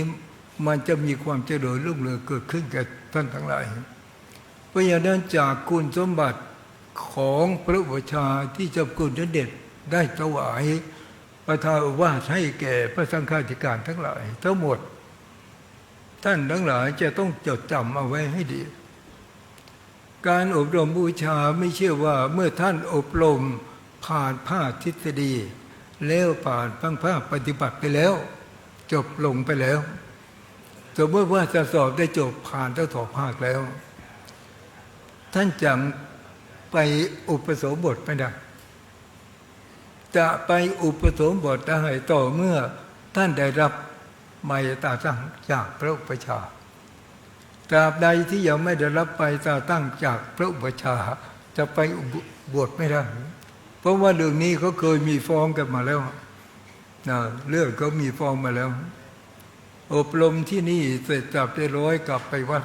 พอดีเขามีงานศพก็ขอเอาเนรมาบวชไปบวชที่ไหนเขาโกรธพระที่ไม่ชอบกันก็เลยทำหนังสือขึ้นมานะผลที่สุดก็เลยท่านก็เลยต้องโดนระงับไปเพราะนั้นเราจะทำอะไรก็ต้องระมัดระวังระแวดระวังอย่าให้สิ่งเสียหายนี่มันเกิดขึ้นแก่ตัวของเราและที่เจ้าพระคุณสมเด็จเน้นหนักอุปชฌาย์จะไปบวชในวัดใดต้องได้รับนิมนต์จากเจ้าว่าได้วัดนั้นจะไปบวชโดยประการไม่ได้จะถือว่าผมเป็นเจ้าคณะตำบลเป็นเจ้าคณะปกครองท่านเรามีสิทธิ์ดูแลในตำบลแต่เราไม่มีอำนาจในวัดเพราะว่าวัดมันเป็นนิติบุคคลเป็นอำนาจหน้าที่ของเจ้าวัดนะเราจะไปละเมิดในนิติบุคคลไม่ได้นิติบุคคลไม่ได้เพราะฉะนั้นเราจะถือว่าเรามีอำนาจในการปกครองแล้วเราจะใช้อำนาจนี้ไม่ได้และอุปชฌาย์ในแต่ละอย่างในแต่ละตำแหน่งก็ใช้อยู่ในพวกตำแหน่งของตนที่มีอยู่เท่านั้นเองเป็นตำบลก็อยู่ในเขตตำบลอำเภออยู่ในเขตอำเภอจังหวัดก็อยู่ในเขตจังหวัดภาคก็อยู่ในภาคผลก็อยู่ในเขตขนจะเป็นมหาเถรสมาคมท่านก็บวชได้ทั่วโลกมันต่างกันเดี๋ยวจะไปเห็นว่าทำไมมหาเถรสมาคมไปบวชโน่นบวชนี่เราก็ไปบวชบ้างมันมีอำนาจเขาแต่มันต่างกันนะพวกท่านต้องระมัดระวังตัวเนี้ยและอีกสิ่งที่หนึ่งก็คือในเรื่องที่เจ้าพระคุณท่านได้เน้นหนักก็คือในเรื่องของจริยาของพระอุปชฌาย์ถ้าเรามีจริยาวิชาไม่ดีแล้วเนี่ยท่านอาจจะถูกถอดถอนเลยก็ได้หรือถูกตำหนิโทษหรือถูกพักทันเอาไว้หรือถูกตักเตือนเรื่องมาตักเตือนเนี่ยเพราะนั้นท่านจะต้องระมัดระวังและอีกส่วนหนึ่งที่พระเดชพระคุณพระบรมโมลีได้เน้นหนักก็คือในเรื่องของมารยาทในการอยู่ด้วยกันจะเป็นมารยาทในการฉันอาหารก็ดีหรืออยู่ที่พักของตัวเองก็ดีเราก็จะต้องให้ความเคารพซึ่งกันและกันแต่เกิดว่าเราอยู่ในห้องเดียวกันสองรูปเราก็ควรระมัดระวังว่าเราจะทำอย่างไรที่ไม่กระทบกระเทือนกับผู้ที่อยู่ร่วมกัน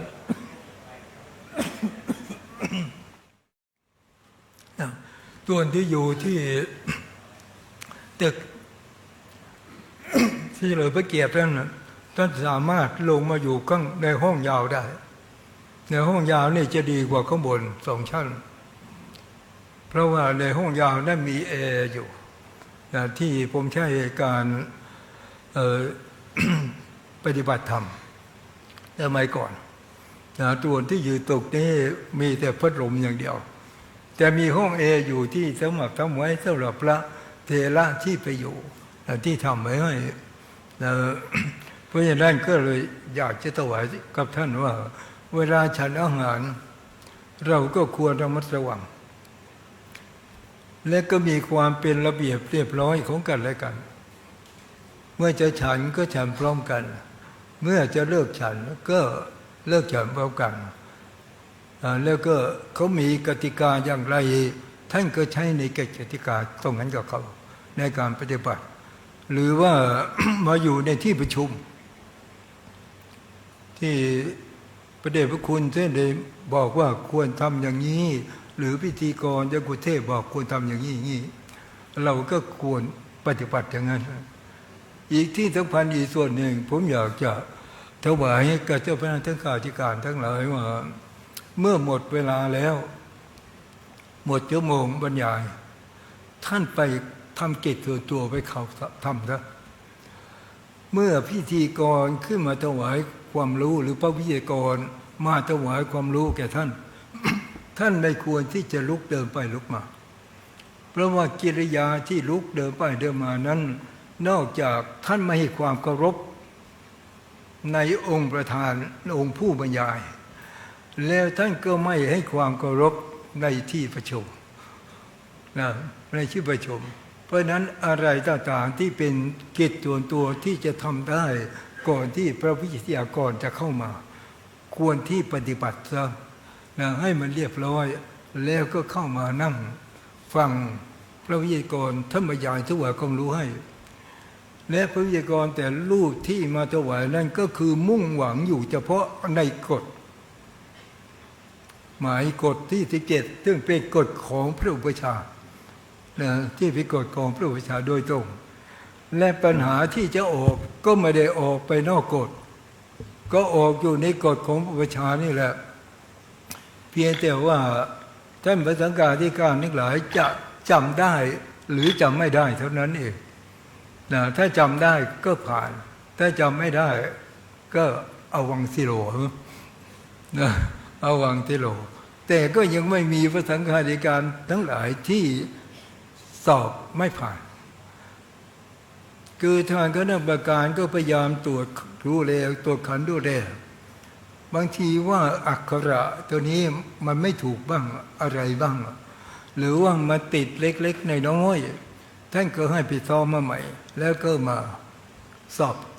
ใหม่อีกครั้งหนึ่งหรือว่าทำปัญหาในภาคทฤษฎี บางทีเข้าใจไม่ถูกในเรื่องของการคิดอายุในคิดอายุเขาจะมีคิดแบบบวกและก็คิดแบบลบมีสองอย่างด้วยกันสองอย่างสุดเลยแต่ว่าท่านถนัดทางไหนเขาให้เลือกเอาสมัยก่อนต้องใช้สองอย่างและถือว่าเป็นข้อสำคัญนะเป็นข้อสำคัญ ถ้าถนัดแบบลบท่านก็ตั้งแบบลบเลยถนัดแบบบวกท่านก็ทำแบบบวกเพราะว่าทั้งสองอย่างเนี่ยท่านใช้ได้ทั้งสองอย่าง ได้ทั้งสองอย่างด้วยกันซึ่งในทางมหาเถรสมาคมถือว่าเป็นภาระที่สำคัญทำไมท่านจะยกประเด็นว่าการนับอายุเป็นสิ่งที่สำคัญเพราะว่ามันมีความสำคัญกระทบไปถึงการบวชของผู้ที่จะบวชถ้าอายุไม่ครบบวชก็ตัวจติเป็นพระไม่ได้เพราะฉะนั้นจะต้องกำหนดเอาตัวอายุเป็นเกณฑ์อายุให้มาได้สมัยก่อนก็จะบวชก็อายุ21 ปีอะไรต่างๆนี่หมดแต่ในปัจจุบันนี้ก็นับในท้อง6 เดือนก็ได้แต่ผมดูในสื่อที่เฉลยมาก่อนเนี่ย9 เดือนก็ได้แต่ว่าในปัจจุบันนี้เพราะว่าเทคโนโลยีเขารู้แล้วว่าเมื่อมีปฏิสนธิจิตนี้จะเป็นผู้หญิงผู้ชายเขารู้อยู่แล้ว เพราะนั้นเราก็พยายามระมัดระวังตัวเนี้ยและเวลาในการตั้งฉายาของท่านทั้งหลายไอ้สระอีอะไรต่างๆแต่ละอุเนี่ยพวกท่านทั้งหลายอย่าไปตั้งตั้งเป็นปูงดิงตัวนี้ทำมิโกอะไรอย่างเงี้ยมันจะตัวง่ายขึ้นผมเคยซ้อมอยู่เป็นประเดี๋ยวทำ6 ประโยคเขามาซ้อมกับผมก็ถามได้ว่าจะให้ผมตั้งฉายาให้หรือจะตั้งเองเขาบอกผมตั้งผมเองเขาก็ตั้งจะแสดงภูมิความรู้ของตัวเองเป็นมหาปริญญาเขาก็ตั้งสระอุตัวสระอีตัวแล้วบุพชาเนี่ยเป็นสระอีตัวคู่ตัวไปแล้วไปไม่ไหวภูมิของมหาปริญญา6 ประโยคก็มันไม่มีหรอไม่มีนะพระโมกนี่เป็นเรื่องของคุณนะมองหาไม่ใช่เรื่องของผมผมไม่ได้ตั้งนะกุมหาตั้งเองเพราะนั้นผมเขียนเลยกุมหานี่ยังไม่ผ่านแล้วแล้วไปต่อก็อื่นไปกันแล้วไปคุยกับเขาไปต่อไปคือเราจะคิดว่าเราเนี่ยมีความรู้เป็นมหาปริญญาแล้วจะเก่งอย่างงู้นอย่างนี้ถ้าไม่ได้สอนนักถือแล้วพวกคุณอย่าไปนะอย่าไปนั่นเลยควรที่จะ เอาแบบที่ในแบบก็มีอยู่ตรงนี้คุณเอาให้คล่องใช้ได้แล้วหรือในการสอนนาคของคุณที่มีแบบอยู่ในนี้เป็นแบบของพระมหาเถระที่เป็นพระโบราณอาจารย์ที่ท่านกำหนดตัวนี้เอาไว้ถ้าท่องของท่านเอามาได้และเอามาใช้เป็นประโยชน์ที่ดีเพราะว่าคำพูดของท่านของแต่ละองค์นั้นท่านพูดเน้นหนักในเรื่องของคุณสมบัติในเรื่องของผู้ที่เข้ามาบวชอันนี้ผมขอถวายกับท่านทุกรูปเพราะว่าเวลาตั้งที่จะเข้าประการบรมในวันนี้ตอนบ่ายในชั่วโมงตอนบ่ายก็เป็นชั่วโมงที่เริ่มแล้วของพระวิทยากรเพราะนั้นท่านต้องดูว่าพระวิทยากรแต่ละรูปที่มาอธิบายในแต่ละกฎนั้นท่านเด่นหนักตรงไหนนะเหมือนกับที่เจ้าพระคุณสมเด็จท่านได้ประทานโอวาทให้ท่านเน้นหนักตรงไหนพวกคุณก็จำไว้เถอะอย่างน้อย3 ข้อ4 ข้อมันต้องมีออกและที่แน่นอนที่สุดต้องออกแน่นอนก็คือการคิดอายุนะต้องออกหรือการอะไรนะการบอกอนุสาสตร์8 ข้อไม่ใช่หรือการสวดเนี่ยจะต้องออกให้เพราะผู้ที่ออกท่านก็รู้อยู่แล้วว่าอะไรที่มีความจะเป็นอะไรที่มีความต้องการที่จะทำให้พระสังฆาธิการนี้ได้รับความภาคภูมิใจคือเป็นพระอุปชาที่สมบูรณ์เพราะฉะนั้นผมเลยขอฝากกับเรื่องนี้ทั้งหมดในฐานะที่ผมเองเป็นเจ้าวาดที่ดูแลเกี่ยวกับเรื่องของสถานที่ต่างๆถ้าสถานที่ตรงไหนมันไม่สะดวกแล้วผมก็ต้องขออภัยด้วยนะไม่สะดวกก็ขออภัยแล้วก็ท่านจะมีหนังสือถึงผมหรือพระในวัดผมก็ได้ผมจะได้พยายามแก้ไขอยู่นะเพื่อให้เกิดความสะดวกที่เกิดขึ้นเพราะว่าการจะทำอะไรแต่ละอย่างนี้หรือความชอบใจของแต่ละรูปนั้นมันไม่เหมือนกันเมื่อทุกสิ่งทุกอย่างนี่ความชอบไม่เหมือนกันหรือส่วนอย่างอื่นเราไม่ได้ชอบเหมือนกันเมื่อต่างคนต่างก็ชอบคนละอย่างท่านก็ต้องปันใจก็ตัวเองเอาคนละครึ่งนะเอาคนละครึ่งเพื่อที่จะให้เป็นประโยชน์ได้เกิดขึ้นเพราะว่าอย่างตึกปักสงตัวโน้นที่อยู่ด้านนอกนี่สร้างแต่สมัย 2500เป็นสมัยจอมพลป.พิบูลสงครามมาสร้างเอาไว้ซึ่งสมัยก่อนก็ใช้อบรมพวกผู้ใหญ่บ้านกำนันดีเด่นในสมัยจอมพลถนอมเจ้าพลประภาสเจ้าลุตเทียนต่อมาเมื่อบทจุนั้นก็เอามาใช้เป็นสถานที่สำหรับอบรมผู้ประชาและอบรมพระสังฆาธิการทั้งหลายตัวเมื่อไม่มีการอบรมก็เอาใช้เป็นที่พักพระเนรที่มาเข้ารับการอบรมสอบบาลีกันหรือมาเรียนกันส่วนด้านใดนะผมใช้สำหรับเป็นที่พักญาติโยมทั้งหลายที่จะมาปฏิบัติธรรมกันในศุกร์เสาร์อาทิตย์ก็ใช้ในสมัยนั้นแต่ว่าก็จะมีที่พักอยู่ประมาณ80 ห้องและมีห้องกลางอยู่ที่พักได้ท่านเปิดอะไรต่างๆถ้าเกิดว่าถ้าไม่รำคาญกันก็อยู่แบบสบายนะก็เลยขอฝากเรื่องนี้เอาไว้ว่าอะไรที่ไม่ขาดตกบกพร่องไปก็ขออภัยและสิ่งอะไรที่ท่านต้องการอยากจะให้ทางวัดผมได้ทำเพิ่มเติมขึ้นมาท่านก็บอกมาแต่เท่าที่ผมสามารถจะทำได้นะอย่างผมกำลังจะปรับปรุงอยู่อะไรต่างๆเนี่ยที่นี่ก็ศาลาอบรมสงฆ์นี้หลังจากอบรมผู้ชาเสร็จตรวจบาลีเสร็จก็จะปรับใหม่นะให้ทุกสิ่งทุกอย่างให้มันดีขึ้นอะไรต่างๆที่มันการตกบกพร่องก็จะทำให้ดีขึ้นเพื่อที่จะได้ใช้ให้เป็นประโยชน์แก่พระพุทธศาสนาสืบต่อไปซึ่งศาลาเหล่านี้ผมทำย่อลงมาจากส่วนบุญซึ่งสมัยก่อนสร้างโดยจอมพลป.พิบูลสงคราม ที่มาสร้างแล้วก็ย่อเอาส่วนบนข้างบนโครงสร้างข้างบนยังเหมือนเดิมทั้งหมดและส่วนข้างล่างก็ยังเป็นเทปูนเหมือนเดิมทั้งหมดเพียงแต่ทำขั้นแล้วไม้รองขึ้นมาขึ้นมาใหม่แค่นั้นเองถ้ายกตัวนี้ออกศาลาหลังนี้ทั้งหมดนี้ก็จะเป็นเหมือนกับสมัยที่หลวงพ่อเจ้าคุณสมเด็จท่านใช้อบรมถวายความรู้แก่พระธรรมข้าราชการทั้งหลายอยู่เหมือนเดิมไม่มีอะไรที่เปลี่ยนแปลง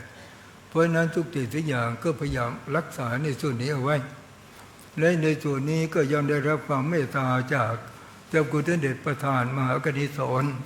ยังได้ใช้อบรมสืบต่อมาจนกระทั่งปัจจุบันถึงในการสอบปริญญาพระเดชพระคุณพระพรหมวลีท่านเป็นแม่กองก็ยังมาใช้ที่นี้ในการสอบปริญญาเอกและก็ปริญญาโท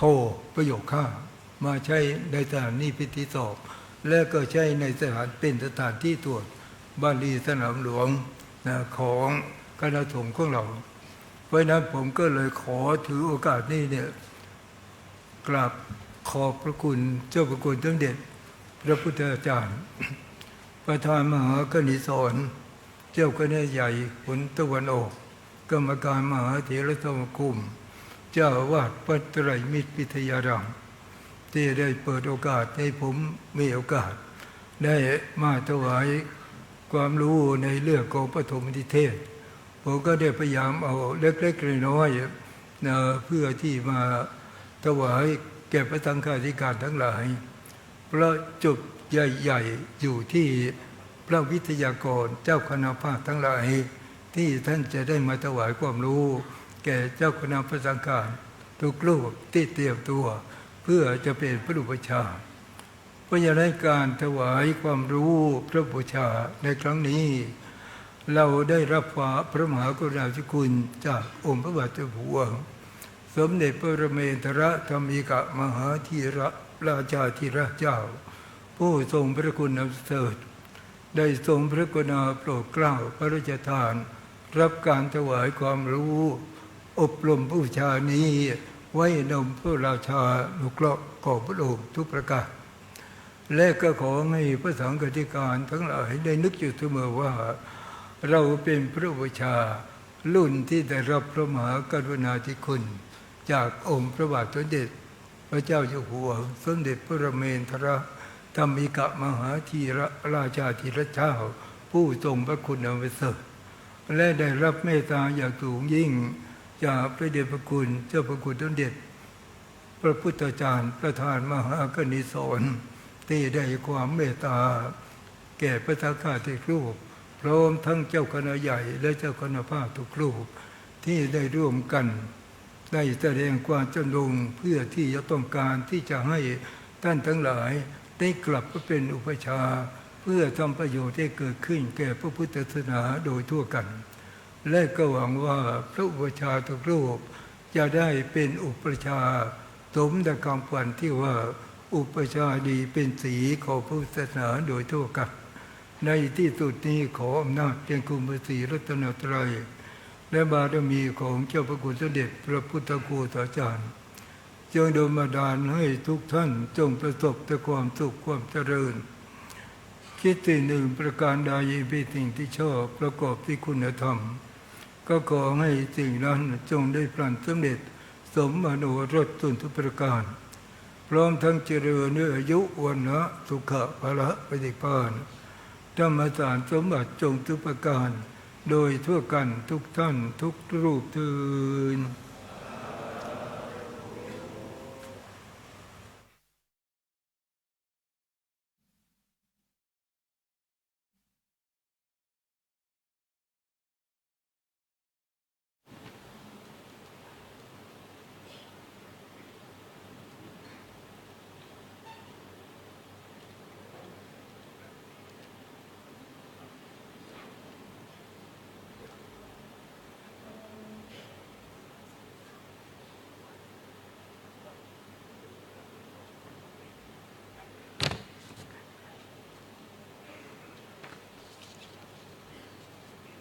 ในนาม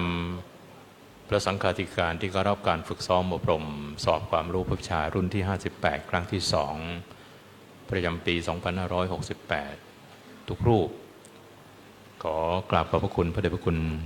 พระพรหมดิลกเจ้าวาดวัดสัมปรายากรรมการมหาเถรสมาคมที่ได้เมตตาถวายความรู้ในการปฐมนิเทศครับนิมนต์นั่งก่อนครับขออนุโมทนานะครับท่านพระครูพิสารประชานุกิจได้ถวายปัจจัยเข้าโครงการฝึกซ้อมอบรมสอบความรู้ประชาจำนวน 30,000 บาทนะครับพระครูพิสารประชานุกิจแล้วก็มีที่ถวายร่วมถวายในเป็นค่าภัตตาหารนะครับพระเดชพระคุณพระธรรมคุณาภรณ์ที่ปรึกษาเจ้าคณะภาค 8ถวายเป็นค่าภัตตาหารจำนวน 10,000 บาทนะครับพระธรรมคุณาภรณ์นะครับที่ปรึกษาวัดเจ้าคณะภาค 8วัดไตรมิตรวิทยารามถวายเป็นค่าภัตตาหาร 10,000 บาทแล้วก็พระเดชพระคุณพระธรรมเสนานีชุนกิตตวันโนอดีตเจ้าวาดวัดวังตะกูจังหวัดนครปฐมอดีตเจ้าคณะจังหวัด